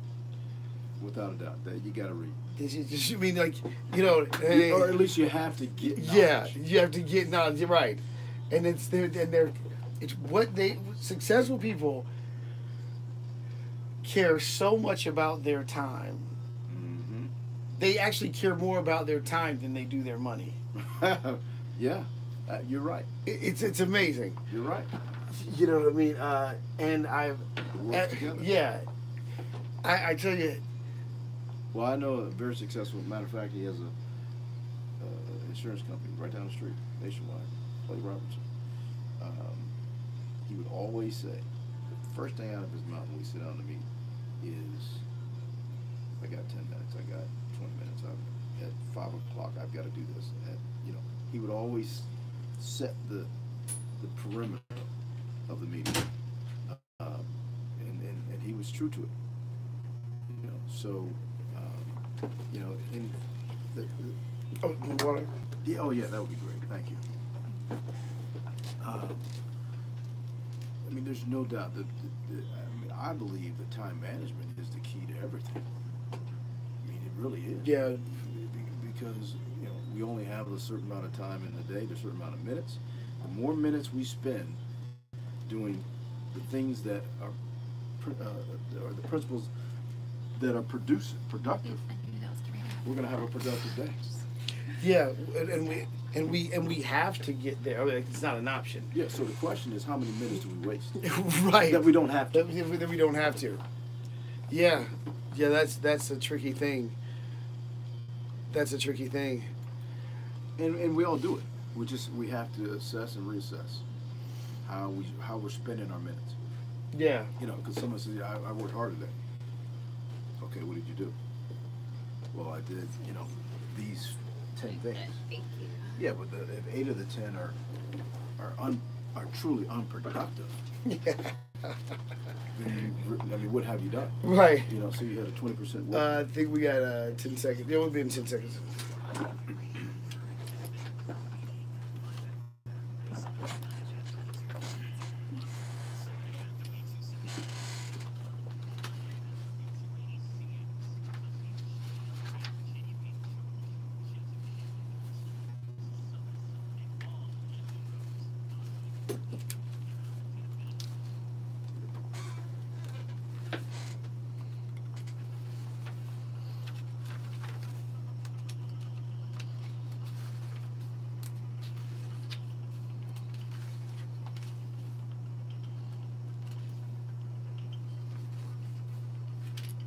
Duke and the gang. We're back. Duke and the gang.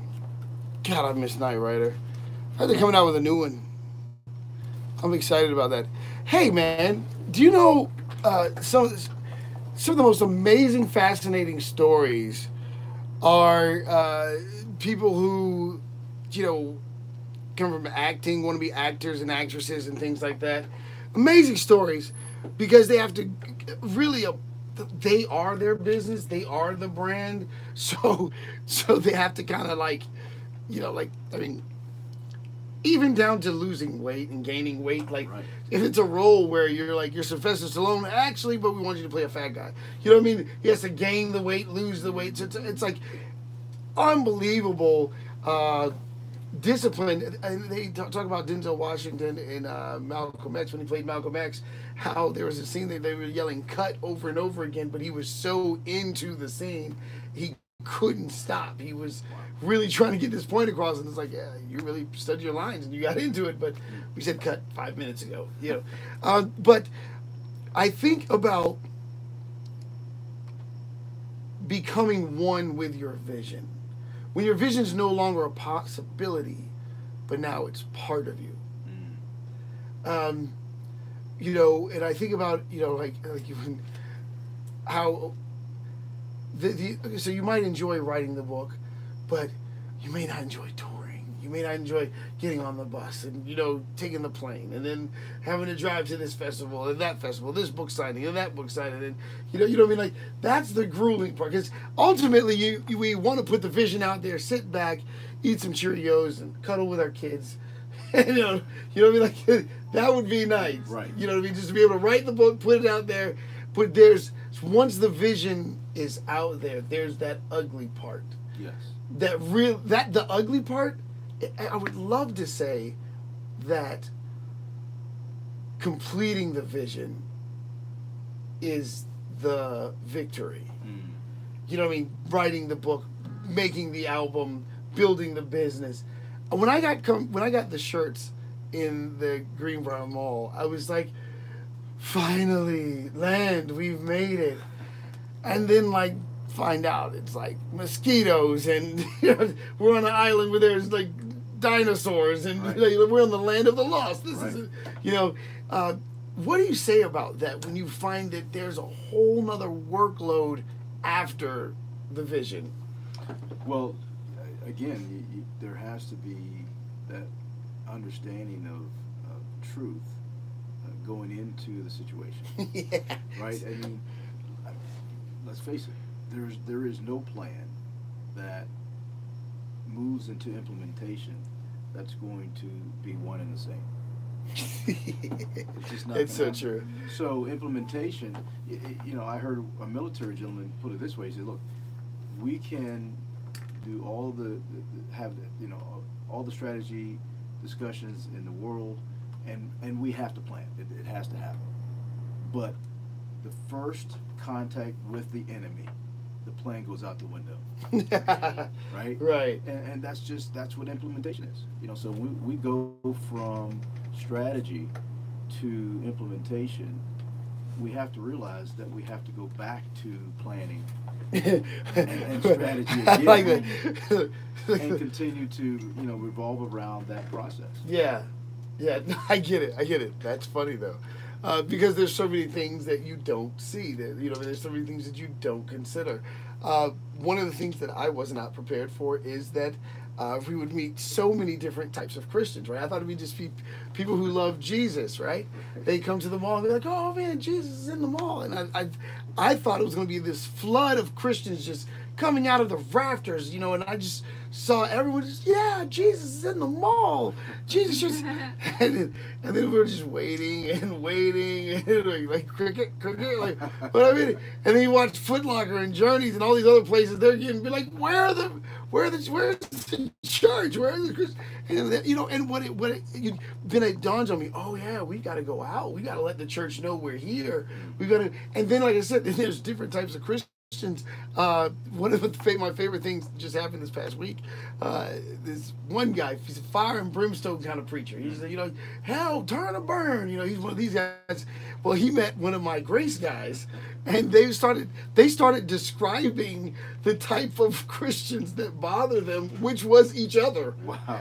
And it was hilarious. My guy was the grace and mercy of God, and my turn and burn guy were describing, and I'm going, oh man, it's about to go down. We're gonna have a holy fight right here. But I didn't expect to meet the Democratic Christian and the Republican Christian and the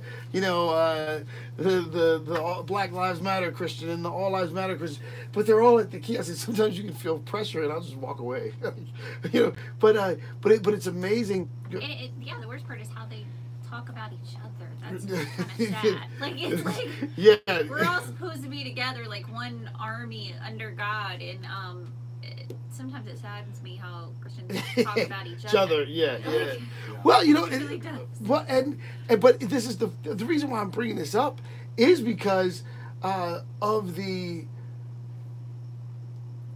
reality of the unexpected. I know so many people who lose their businesses because they want to be liked by everyone on their staff, or who try to accommodate things that they shouldn't have to accommodate. You know what I mean? Or who allow their staff to come in late constantly, or like these are things you can't have. Right. Or they're afraid to fire someone because the person's in a difficult situation. Right. It's like these are problems that people create for themselves, and these are the unexpected things that you don't think about.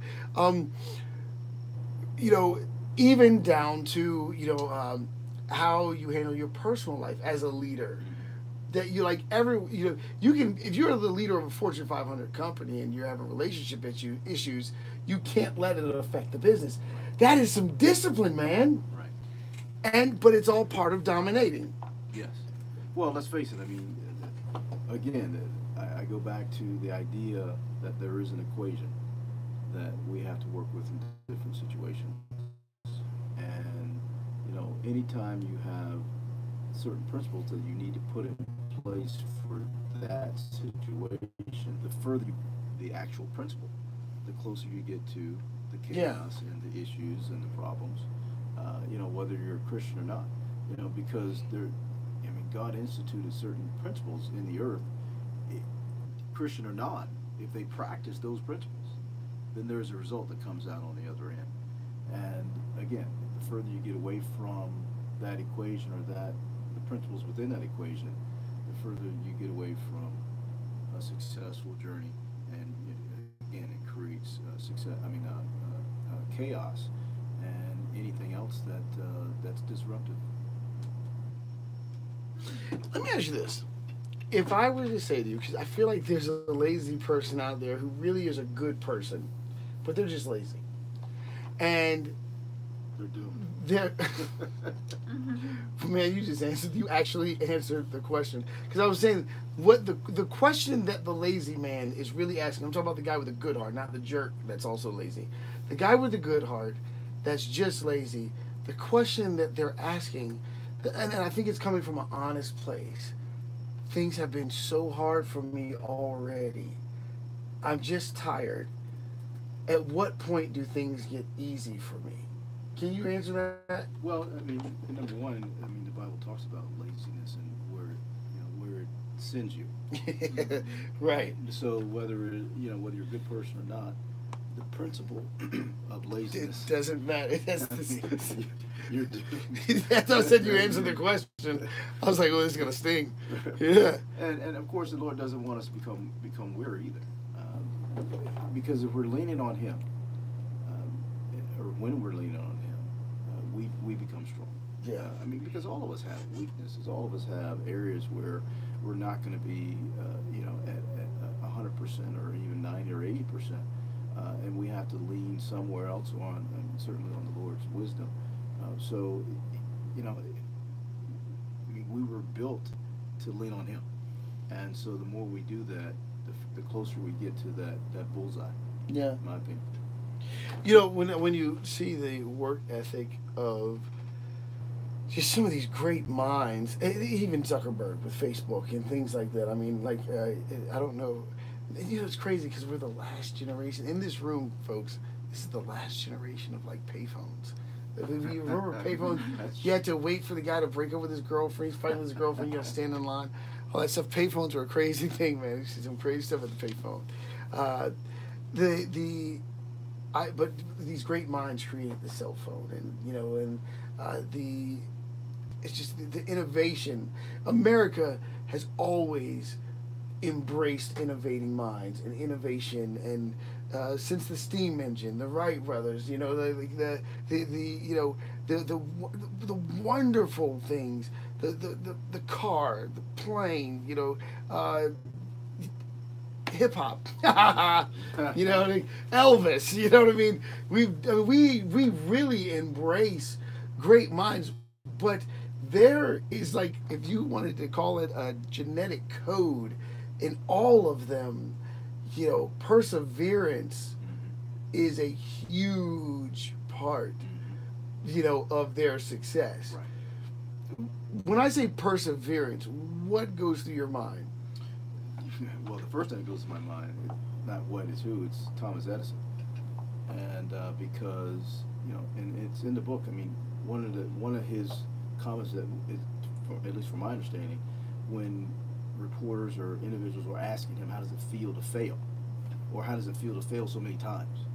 And his response was, well, I actually haven't failed. I've successfully found out how electricity is not right, or that is the conversation. What it's like talking to Crystal, where she will flip it on you and be like, "Actually, the reason why you're wrong is because right." I successfully found how electricity is not created. Right. Or the light bulb. Yeah. So, to have that perspective Whew. I mean, so what he's saying is, no matter what you say, I'm still climbing and going to the top. Yeah, I'm falling up. You can't bring me down because I'm going up. Right, But, I'm getting. yeah. Right. Like, how can you say something about me when I'm doing something you can't even think, conceive? That's powerful. Right. That's powerful. Yeah, perseverance, obviously, I love talking to this guy. I can do this all night, guys. Like, you played in the snow. You played in the rain. I mean, the same game, the rules doesn't change, and it's snowing. Don't, like, why not say, guys, you know what? This is ridiculous. We should not play in the snow. Someone's going to catch a cold. That's not what you guys thought. We didn't have a choice. Well, I can tell you, especially when I was at Penn State, I'll share, this experience. So it was spring. We were having a spring practice, and we were at the stadium. It had rained probably a day or two before that, and so the field was not wet, but it had a couple soft spots. And so I'm going to sweep to the left and get the ball, and I'm about to turn up. And again, it's just practice. So as I'm turning up, I slip. I slip and fall to the turf. And so, I slip, no big deal, right? So I get up. Well, Paterno says, what happened? But he's yelling. What happened? And I, calmly said, well, I slipped. And he says, you can't slip. All right. And so now, this is insane. By that point, I'm back at the huddle, and I'm now about to turn around and go have a conversation with him. What do you mean I can't slip? And our running back coach said, don't do it. Don't do it. Just get in the huddle. But here's what happened. Here's what happened to me after that situation. Although I disagreed with it, because in my mind, this is ridiculous. Sense. Right. I mean, how can you prevent yourself from not slipping? It's not like I did it on purpose. So that upcoming season, it literally rained before every home game. It either rained the day before or the day and you couldn't slip. And do you know that not only that were the fields that way, but not one time did I slip and fall. Now, did I slide? Yes, but I never slipped and fell because something in my mind was telling me you can't. Wow. That because he said you couldn't, because that was a form of like authority, like you could not slip, and as you said, it rained every home game. The day before or the day of that game on Saturday, it rained, so the field was consistently not sloppy, but certainly a lot. No, I know those spots that you're talking about. I know exactly what you're talking about, where it's a little muddier than others, and, yes. and right, it's that place where you're getting ready, like you said, turn up, and it's in that mud spot, man. Now, when do you know it's time to let a vision go? I think you need help with that. I think there's times when you need outside counsel, whether it comes from the Lord. I mean, let's face it. As Christians, we have access to some pretty powerful information. Yeah. And with having the spirit of discernment. But practically speaking, I think you have to have people around you. But again, there's safety in a multitude of counsel. Yeah. Right. So. Sometimes you can make that decision because you can clearly see that this is the right thing to do or wrong direction to go in. And I mean, I think often you just need other people, even to get that confirmation if you need that. If you can make that decision, but they can give you confirmation, then you feel even better about your decision. Yeah. Now I do know that. Because sometimes there are some people that's like, I'm sorry guys, I'm going down with the ship. We gotta get, and I am one of those guys, like because there's no reason for Coming Soon Jesus to fail, and it's like it's just a strong like I know this was God. I'm like, okay, I'm not ever gonna stop doing. I tell people all the time, if you show up to my funeral not in uniform, not wearing a Coming Soon Jesus shirt, you will be escorted out. I will have my kids are gonna escort you. Come on, it's my dad. Like Dad, you're supposed to be wearing a Coming Soon Jesus shirt. Well, you know, there's another thought that as you were talking came to my mind, and you know, when you go back and you look and you start to read about Elijah, when God spoke to him and said and told him to go to the brook called Cherith, and there I'll sustain you, right? And of course the raven would come Yep. and feed him. So while he was there, and this is the interesting part about that story or that situation for me. So the brook dried up, and so what would most of us do when the brook would dry Just up? you leave. Or complain? Yeah. Oh yeah. Like, why? I mean, Lord, You told me to come complain. here. Why is the brook? But of course, you know, the Bible says that God spoke to him again, and that's when he went to Zarephath. So Yeah. the point is, I mean, there is a point. Ha! There are points. I like that. When things dry up, and it's a reason for it, Yeah. and it's okay. It's part of the plan, and so that's why our discernment is so powerful and so needed. So if we can hear God's voice, if we can know how to be led by God's Spirit and receive wisdom. Well, that's what I was going to say is that I love the fact that he didn't make a move until God told him to make a move. Absolutely. And he really did wait to get in the presence of God before he did anything. And I think that's a big part of how we dominate, because we already know that God gave us dominion. And that's one of the reasons, everybody, that I love saying decide to dominate is because the scripture says that we were already given dominion. That's right. And so when you said it was a birthright, it was almost like, is he messing with me because he knows I'm a preacher? Like, is he doing this on purpose, or is he just promoting the book real good? Because I mean, for real, because like it is a birthright. Like what father says, man, I want to have the most mediocre or less than average son or daughter that I could have. We already know if God has allowed you to cross life into the birthright, into the physical realm, he's already got something awesome planned for you. Absolutely. It is impossible. There's like 1.7 million sperm in a man. You know, like if you made it, you made it to life. Right. To take that first breath. It doesn't matter if you have arms, legs. I have a friend that's a writer with no arms and legs. Lisa Olson. Wow. We love you, girl. You know, she is a student counselor at Region. Wow. With no arms. She types by putting a pin in her mouth and poking at the you know what I mean? And yeah. Amazing. So I know with your father's background, and then you add your background, I know you don't handle excuses very well, do you? You don't handle. Yeah, there are none. God, the military missed out on you, didn't they?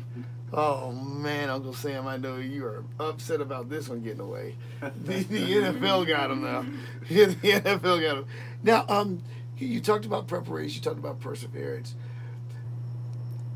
You know, we talked about expectation and dealing with the unexpected and conflict control and things like that. Once you dominate, how do you protect the vision? How do you keep it? Yeah, no, that's a great question. I mean, I think it has to go back to realizing that becoming successful or getting to a point where you are dominating also is a point where you can become complacent. Again, you know, we need to learn from our mistakes, absolutely, but we need to learn quickly from our mistakes. We need to dwell with our victories, but not too long.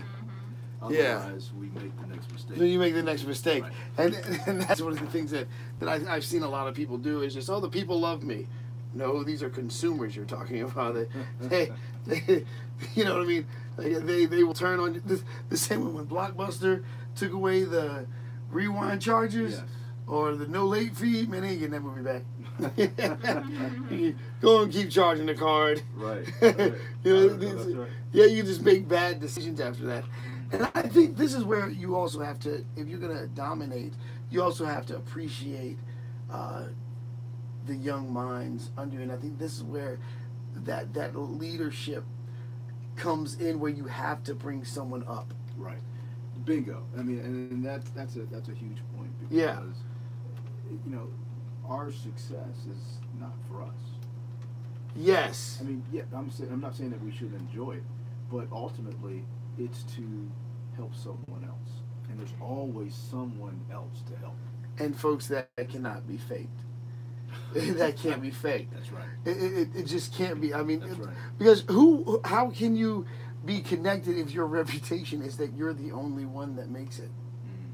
If that's your reputation, what people respond to is knowing that community is developed from you, that there's something where in a perfect world, it would be great to have everyone from all financial backgrounds, poverty, middle class, and to celebrate your greatness. That sounds like a lot of fun. Like, all I've ever wanted in my life was for you to make it, just to watch your success. This is awesome. I can't feed my kids, but I'm happy that you're all right. Because that's not the real world. Right. In the real world, it's there has to be this come up. You would have thought Harriet Tubman would have got away and be like, phew, I made it. She came back. Because what's the point in being free but alone? That's true. You know what I mean? What's the point in being free but having no one to share freedom with? You know what I mean? And this is where, but people don't realize you can mess around and think that slavery is about skin color. I think the biggest slave master of all times is poverty. You know what I mean? I think it is the because don't forget, I just said that God gave us dominion. Right. So poverty is trying to master us because we already have a birthright over it. And it's trying to convince us that it has control over us. I think poverty is the whip of sin itself, that tries to control the sons and daughters of God, the children of God, tries to control us. Because he also said that we were the head and not the tail. Preaching, absolutely. So how do you become the head? Yeah, well, you got to get this book that DJ Dozier wrote. Buy the book. It will change your life, absolutely. No, well, and I mean that because say if things are not going right in your life right now, people, and you're listening to this show, and there's someone who is on the other side, who has taken the time to come back, write a book, and you're listening to the show. If you're listening to the show, and there's someone who is willing to give you information, I'm thinking maybe you should just go to Amazon and buy the book. Or you can come to the kiosk. It's there. Yeah. You don't even want to wait for it. Just come get it. Yep, come get it at the kiosk. You can go to Barnes & Noble. You can go to, I want you to have the book. I don't care where you get it from. Get the book. Because your success is important to us. The more successful people we have out there, the better our communities become. Did you see her business side kick in and then my ministry side kick in? This is what it's. I'm like, I don't care where you get it from. She's like, no, forget what he just said. Get it from the kiosk. You are so That's funny. I love this woman. But the reality is that this is the opportunity for you to be successful, for you to be great. This is the opportunity for you. So many people will say, I don't know how to make it. I don't know where to go. I don't know what to do. Well, this is the first step. Decide to dominate. Decide, make up your mind, and then do something about it. Because here's what I do know. We'll have an opportunity, but we trust ourselves a little too much. We'll say, I'll get the book later. We'll say, I'll get the book, but I'll read it later. We'll say, you know what I mean? You know what I mean? Absolutely. My challenge to everyone is the same thing that I have to challenge myself with about going to the gym, because I'm so inconsistent with that. And I love food more than I love, I guess, my own health. I guess that's the situation. But we're trying to change that. But the only way I'm going to change that is to, apply that, like to get up in the morning, make myself do it until a new habit is created. So if you want to tell yourself that you don't have time to read, I'm telling you, if you make the step to get the book, make the step to take time to read the book. Like get up a little, 15 minutes earlier to read the book. 20 minutes. You see, there are ways to do it if we just want to do it. Well, let's face it. I mean, again, we talked about this in the book. I believe it's in chapter 3, and we're talking about the difference between dealing with the pain of change that creates something positive, or the pain of no change, or you're avoiding something that leads to regret. Wow. And so, I mean, when we look at it from that perspective, it actually motivates us to move toward the change, where we're going to go through a little bit of mental pain and changing of habits. It's going to disrupt our way of living, or the way that we actually have been living. Man. But if we compare it to avoidance and what avoidance leads to. Wow. You know what's Then it funny gives us about some hope. you know what's funny about you saying that is several times I've done this weight loss thing. I was 325 pounds, man, and I was miserable. And what I found interesting is that I was in pain either way. But progressive pain Yes, was actually making me stronger. absolutely. But pleasurable pain was making me weaker. Right. I'm eating the donuts, and I'm happy about this donut, man. I'm in the donut. You know what I mean? Me and the donut are one. And and then I go to the gym, kicking and screaming, and then I of course I walk out walking funny because I'm sore all over, but I feel good. Right. I eat the donut and I feel horrible. Right. It was that 1 minute of enjoying the donut, or the 12 donuts. I said a donut, and it's never. I don't think I've ever eaten a donut in my life. It's always been like a couple, no less than 4 at a time. But it's like, dude, let's go jogging. And here's the thing: it's but I'm a hard worker. Right. But I won't live long. Because there's a principle. Right. There's a principle. If you treat your body the wrong way, you're going to pay a price for it. Right. You know what I mean? And so it's funny to me that it's like, dude, especially, once you start hitting 40, you got to play by all the rules. You had 40 years to act like an idiot, and then you hit 40, it's like, you better start playing right. Showtime, dog. It's like, dude, this is where the weird stuff starts happening. And it's amazing because I already know if I don't change certain habits, if I don't dominate my health. So I got a surprise for you guys. It's not just dominating wealth. You want to dominate in your health, and you can use these same principles the exact same way. Absolutely. Whether it's starting a business, whether you're trying to inspire your football team, starting a ministry, church pastors, you need this. You need this. I hear so many pastors say running a church is like a business. Get the book. One of the funny things that I asked you when we first met, I said, what was the process of writing the book back? A book like, did you have to go through that war yourself? And you were like, yeah, it took me a while to put it together. What are some of the things that attacked you mentally while you were writing the book?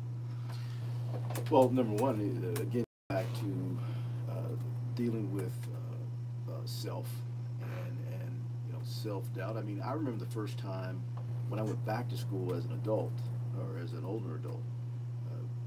I was walking. I was taking my major was tourism. Part of it was, and so I was walking to the building, and the professor, we were actually walking together, and he did a double take. He goes, "Oh, you're in my class." I said, "Yeah." He goes, "By the way, you should know that you're a good writer." And I sort of gave him that look like, really? He said, "No, I'm serious. You really are." And so I had a challenging time believing that. And it took me probably another year or two to realize that I was, there were aspects of my writing that were, creative, and that I could do that. And so, while I'm writing this particular book, you do have that thought. I doing this? I mean, is this really? Am I able to do this? Yeah. And you know, I mean, that's human nature. You know, where Yeah. you have some doubt. It's not that I doubted to the point where I wasn't going to do it, but you know, you started doubting. You know, you can start to doubt the material. But you know, the other part of that, the other side of that, is doubling down and getting more feedback and say, okay, hey, how does this sound? What does it look like from your perspective? And so I made sure along the entire journey that I got lots of counsel and feedback from folks. Well, I think that's what makes it so smart that you were able to. You really didn't try to do it alone. I think that is the biggest thing that wears people out, is trying to do it by themselves. I really do. I honestly believe that trying to do it by, because I remember thinking, oh, I don't know how much longer I can do this, by myself, and I mean, it looked cool, and it was like people thought I was having fun. I was dying inside. I need help, because it was starting to grow beyond me, Right. and that's where that teamwork really. And it's funny because Scripture says one can chase 1,000, but two put 10,000 to flight. You know what I mean? And you think about what God can do, what he did with the 12 disciples. God does not need a bunch of people to start a movement or to change the world. He just needs the right people coming together. Mm-hmm. The right people focused on a vision can do a whole lot of good, and a whole lot of people doing their own things will accomplish a lot of nothing. Right. You know what I mean? And I don't think people realize that. And when I look at these businesses that are coming up today, and they say things like, "Oh, well, it just happened overnight. It just happened overnight." And I'm like, "Well, man, it's gonna go if it happened overnight, it's gonna go with that same speed. It's gonna be gone." Anything that's not anything with a foundation is not well developed, it's gonna fall. Right. Well, it has to. Yeah. Again, it falls against the principles of building anything. Anything sturdy. Yeah. I mean, it has to be built on it has to be built on the principle of wisdom. I mean, even the idea of innovation. The Bible says that it's the spirit of wisdom brings forth witty inventions. Right. So, Right. So we've got to practice. I remember a lawyer saying, he would say, the idea of Christian business really it's not the way to describe it, because God instituted business, period. So this is the only way to do it. Yeah, this or is at least the only way to do it. It should right. just be business. Right. Because you know what? I never really liked saying Christian business, because I'm like, well, what do you get to take out your integrity because it's secular business now? It's like, you know what I mean? It's like, I don't have to be honest now because I'm not doing Christian business. I get to do dishonest business, or bad business practices are allowed because it's not called Christian business. If it's just business, then it really does make it, it's like, okay, yeah, this is what I mean about dominating. God wants to dominate in all realms of the human experience, not segment, not separate. He wants to, you do business. He didn't say you do Christian business till I come back. Right. He said do business. Right. It's like, oh, these are Christian tents. These are Christian fish we're selling. We're selling the Christian fish here. Did you go to the Christian fish market? Some Christian crabs, it's weird at that point. Right. And that's why I love that. If you guys know someone out there that's not a believer, but this is an awesome way to witness, because if they care about their success and you give them this book as a gift, you know what I mean? And they're like, wow, you still care about me, even though we don't share the same faith. You still care about my success. Listen, guys, we have a way to break into people's reality and make a huge difference. Crystal, I was just wondering if you could tell us a little bit about Penn Ministry this week, because for new listeners or people who haven't. Sure, I do. PIN, PIN, ministry.org is the website. Duke got me involved in Penn, about 4 months ago? Yeah. And I've fallen in love with it. Been there every week since. And what they're a ministry that helps the homeless and the really poor. On Sundays, they give them free meals, like home cooked meals. Like today was chicken and mashed potatoes and green beans and all kinds of stuff. And they also give them free medical care. A lot of these people wouldn't get any medical care if it wasn't for them. We have people coming in that are homeless with cancer, and they get medical care. They get bandages changed, everything. Like you had a story about their somebody with teeth, like they were Yeah, using rocks to get take their out own their teeth out. Yeah. out. So they give them dental care, everything free of charge, never charge anything. I work in the clothing part where we give them shirt, pants, socks, underwear, shoes, coats, gloves, hats, pretty much anything they need to stay warm during the week, blankets. It also gives them tents and backpacks. They do try to encourage them to earn them. Like all they have to do is stay after and take out trash or something, and like they can earn a tent that way. That way, you know, they can take pride in themselves, and they help them get jobs, which is amazing. This one lady came 2 weeks in a row for dresses so that she could get a job, and got the job. So they just do so many things during the week. They do AA meetings, Bible study on Saturday morning. They also feed them breakfast when it's warm out. They give them, let them have showers. They have a portable shower outside. There's just so many things that they do for them. On like Christmas Day, they're opening up the church. It's at Beach Church, and you know, feeding them on Christmas Day and loving on them. And they just do something every week. So if you can support them, that would be great. You can go to penministry.com. You can support with money or time. They always need volunteers. Some weeks we're really short on volunteers. So that's what Penn is. Yeah. And you know, this is what I mean, guys, is that making a difference. Now, the guy that started Penn Ministry, his name's Dallas Stamper, and this guy is phenomenal. He walked away from a 6-figure job, you know, to help the less fortunate, and he used his own money to help people, and he works like so much hard. for them. Yeah. He's the pastor of Beach Church, and he's always like there helping people, loving on people, and that's how it is. Like one of the things, like we pray every week beforehand, and one of the things like we say is like there's when they come there, that's the first amount of respect a lot of these people get all week. Yeah. And that's what I love about it. Like we treat them like us, you know, like they're our brothers and sisters. Hug them, shake their hand, not to be afraid to touch them. And a lot of people, you know, look at these homeless people like they're nothing. And there's different reasons. Yes, some of them might be because of drugs, but you know, they're still human beings. They made mistakes, but some, like we met this guy that he was an engineer, and he was laid off, and because his degree was from years ago, he was having trouble finding a job because his degree was so outdated, and ended up losing his house and living in his van with his 3 dogs.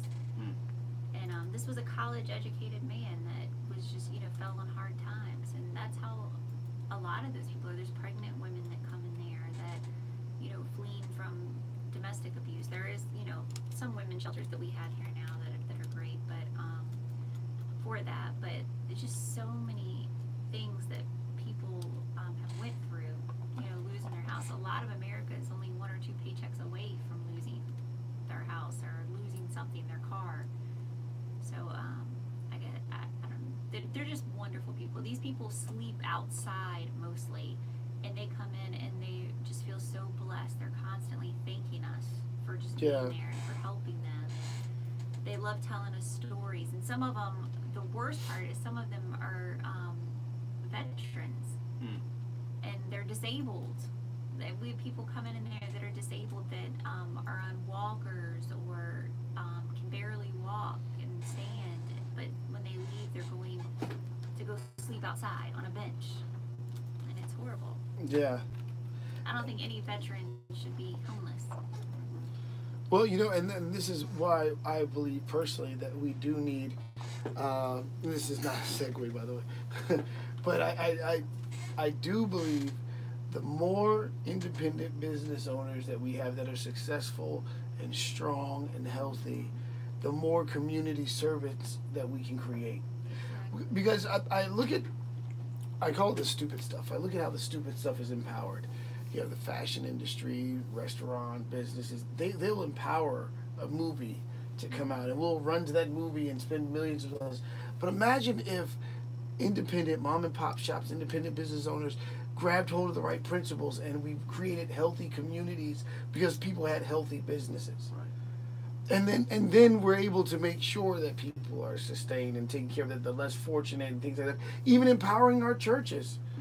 You know, I believe a lot of churches need to embrace more a better relationship between the church and business. Absolutely. You know, because a lot of people say, well, we'll sponsor a nonprofit. It's like, well, why not sponsor a church? A lot of churches don't even consider sponsorship. They just know, give us my tithe and offering. That's the only dimension they know is tithe and offering. And it's like, no, what about building healthy relationships with businesses in the area? And I think that also, like, the Believers Biz. Yep, Jeff Gwill. Has, you know, that's what they do is try to connect different Christian There's also businesses and Trusted churches Compass. together. Yep. Right. Absolutely. And it's so important. It's so very important.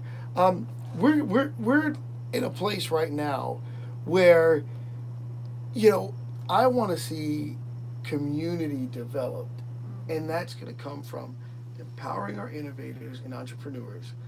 But those innovators and entrepreneurs, they've got to be willing to go past being a dreamer. You know what I mean? If you had to sit around your room just dreaming about football, throwing your bouncy ball off the wall, it would have gotten anywhere. You know, we needed you on the field. We needed you playing ball. And everybody, you know, what's funny is he's sitting here looking real cool right now, right? This guy's dangerous.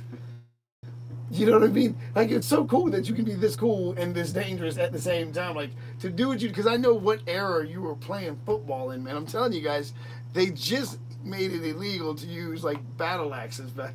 Because you guys were rough. Refrigerator Perry, like you said, John Elway, these guys were playing football. You know, it inspired us to play football on the concrete. That's the only way you could be even in the same league of toughness is to play tackle football on concrete. Because these guys were playing football, man. You mean, you were on the field with Lawrence Taylor. You know, like these guys. That's like basically that's like having a shark experience. It is. You know what I mean? He was. Yeah. He was. And you like, how did that feel Oh, to have so him? you can say Lawrence Taylor and I can't say my guy? Whatever. No, because he's a running back. This directly affects it. Right. He got you a couple times, right? Well, I can explain at least one interaction that we had. The one that I remember the most. So, you know, number one, LT is, I mean, he's the way he is on the field. That's the way he is. Because I played basketball with him in this charity event, and he was the same way on the court. He's kind of a monster, man. That's just the way he is. And so we were playing the Giants Monday Night Football in the Meadowlands, I believe it was. And so I think we're about on the 10-yard line going in, and crowd is loud, and I'm in the backfield. It's 3rd and something, and Wade Wilson is the quarterback. He's calling an audible, but I can't hear him. So instead of, you know, I didn't have time to go up and ask him what the play was. I had to read based on the way he turned. So if he turned this way, I knew it was a running play. If he turned that way, I knew it was he was passing. So I had to delay my move for at least a millisecond. And so once I realized, oh, it's a handoff, so I make my move. Well, that millisecond cost me because I saw number 56 coming down the line of scrimmage, beeline for me. Mm-hmm. And so in my mind, I said, okay, well, I'm going to spin on him. So I go to spin, and his helmet barely nicks mine. Well, that force, just the barely nicking of my helmet, turned me all the way around. Oof. Wow. To the point where, you know, I became disoriented just for, you know, again, a second, and then by that time, you know, I was tackled in the backfield. But the point was, I'm thinking in my mind, that was just a nick. You're right. What would have happened? What would have happened? What would have happened? And you know, this is what I mean. Like, to be the running back, you know, when Jeff said, "Man, you know, I knew DJ Dozier," I was like, "Whoa," because I always wanted to talk to. So I've talked to linemen. But I've never had the opportunity to talk to running back in the NFL, because you're the guy everyone wants. Everyone's like, you know, besides the quarterback, you're the next target. You know what I mean? Since Right. you only got the quarterback, the running back, and the receiver. These are the only ones that touch the ball. Yeah, that's scary to me. I watch football with my hand over my eyes. You know, and honestly, it's funny you're saying that, because honestly, that's how a lot of people watch their loved ones start businesses with their hand over there. That's like funny. because Crystal was even, she came from business. You know, in a prior relationship, she was in a business relationship. You know, and with her ex-husband, and they had a construction company. And so when I told her that I wanted to be a part of this, she was like, "No, I can't do it. I won't do it. No." I mean, she came kicking and screaming. It was like, I had to lure her by making my epic mistakes in front of her. And she was like, "Okay, you don't need to do this part. Let me handle this part." I made her pity me, honestly. That's what I did. I made her feel sorry for me and pulled her I guess it back worked, into. right? You did. And pulled her back into the business world. But I mean, it can be so rewarding when you have your own business, but it can also be stressful, like you know, a lot of times. So Absolutely. you know, it's the good and the bad in it. yeah. No, it really is, because one, you're using your own money, so that's when it's always, and the commitment to the decision. It's like, we can invest in this, or we could be like everyone else and go to the movies. You know what I mean? And it's like, okay, well, the $80 you're going to spend at the movie theater, or and these are the types of decisions that create your success. And they it's funny, they echo your success before you've done it. Yes. You know what I mean? Like, so it's like, if you're going to be wasting your investment money, then you've already blocked out your ability to be successful in the future. Yeah. Well, yeah. I mean, you got to know when it's time to reinvest, or how long you need to reinvest before you can begin to enjoy at least some of the profits. Yeah. Well, listen, guys, we're about out of time. So what we're going to do is we're going to tell everybody how to get in contact with DJ Dozier. Can you put out your website? Before that, really quick, I just want to say also, this is the current FM. Of course, everyone's listening to. It's listener supported. It's, Absolutely. you know, one of the only radio stations that really care about the young people too. They play Christian rock, rap, like everything, and we really want to keep them on the air for a very, very, very long time. So we also want you to support the current FM. Go to currentfm.com and support. Yeah, and seriously, guys, like, listen, we don't, like I said before, we don't want to give up Christian territory. We want to make sure that Current FM is here to stay around, and this is such a blessing to the community. It's such a blessing to be able to, especially with the new advances. You got all the social media out there, so we're learning how to work all this stuff. You get incorporate the radio station with all the different social media. So you get to check it out. We're creating a new experience for Current FM, especially on currentfm.com. So we know that God's going to do some wonderful things and take us to a new level. But please make sure you support Current FM one way or another. It is critical, and we need your love and support. And now we can Yeah. all Let's of go. his stuff. Yeah, go. And yeah, if you want to even tell them like what you're doing now, if you want to get support with that, like anything. Yeah. Well, I mean, number one, our website is decidetodominate.com, or you can go to djdozier.com. Either address will send you to the right website. Little last page there. And like I said before, I mean, in order to order the book, you can go to Amazon.com or Barnes and Nobles. Well, all right. That's it, guys. We love you guys. Be good to each other out there, all right? Yay! That was awesome. Peace out, guys. I felt like about an hour. Everybody says that. You guys are good. Oh, we love what we do. Yeah, good. It's mainly because when we About doing a fundraiser for himself there. He would sell the church the shirts and in the front, and the church would get $5 per shirt, and he would get $5 per shirt. He was going to split it, and they wouldn't. They have not answered him, not even responded. So it's been like, because there's a lot of members.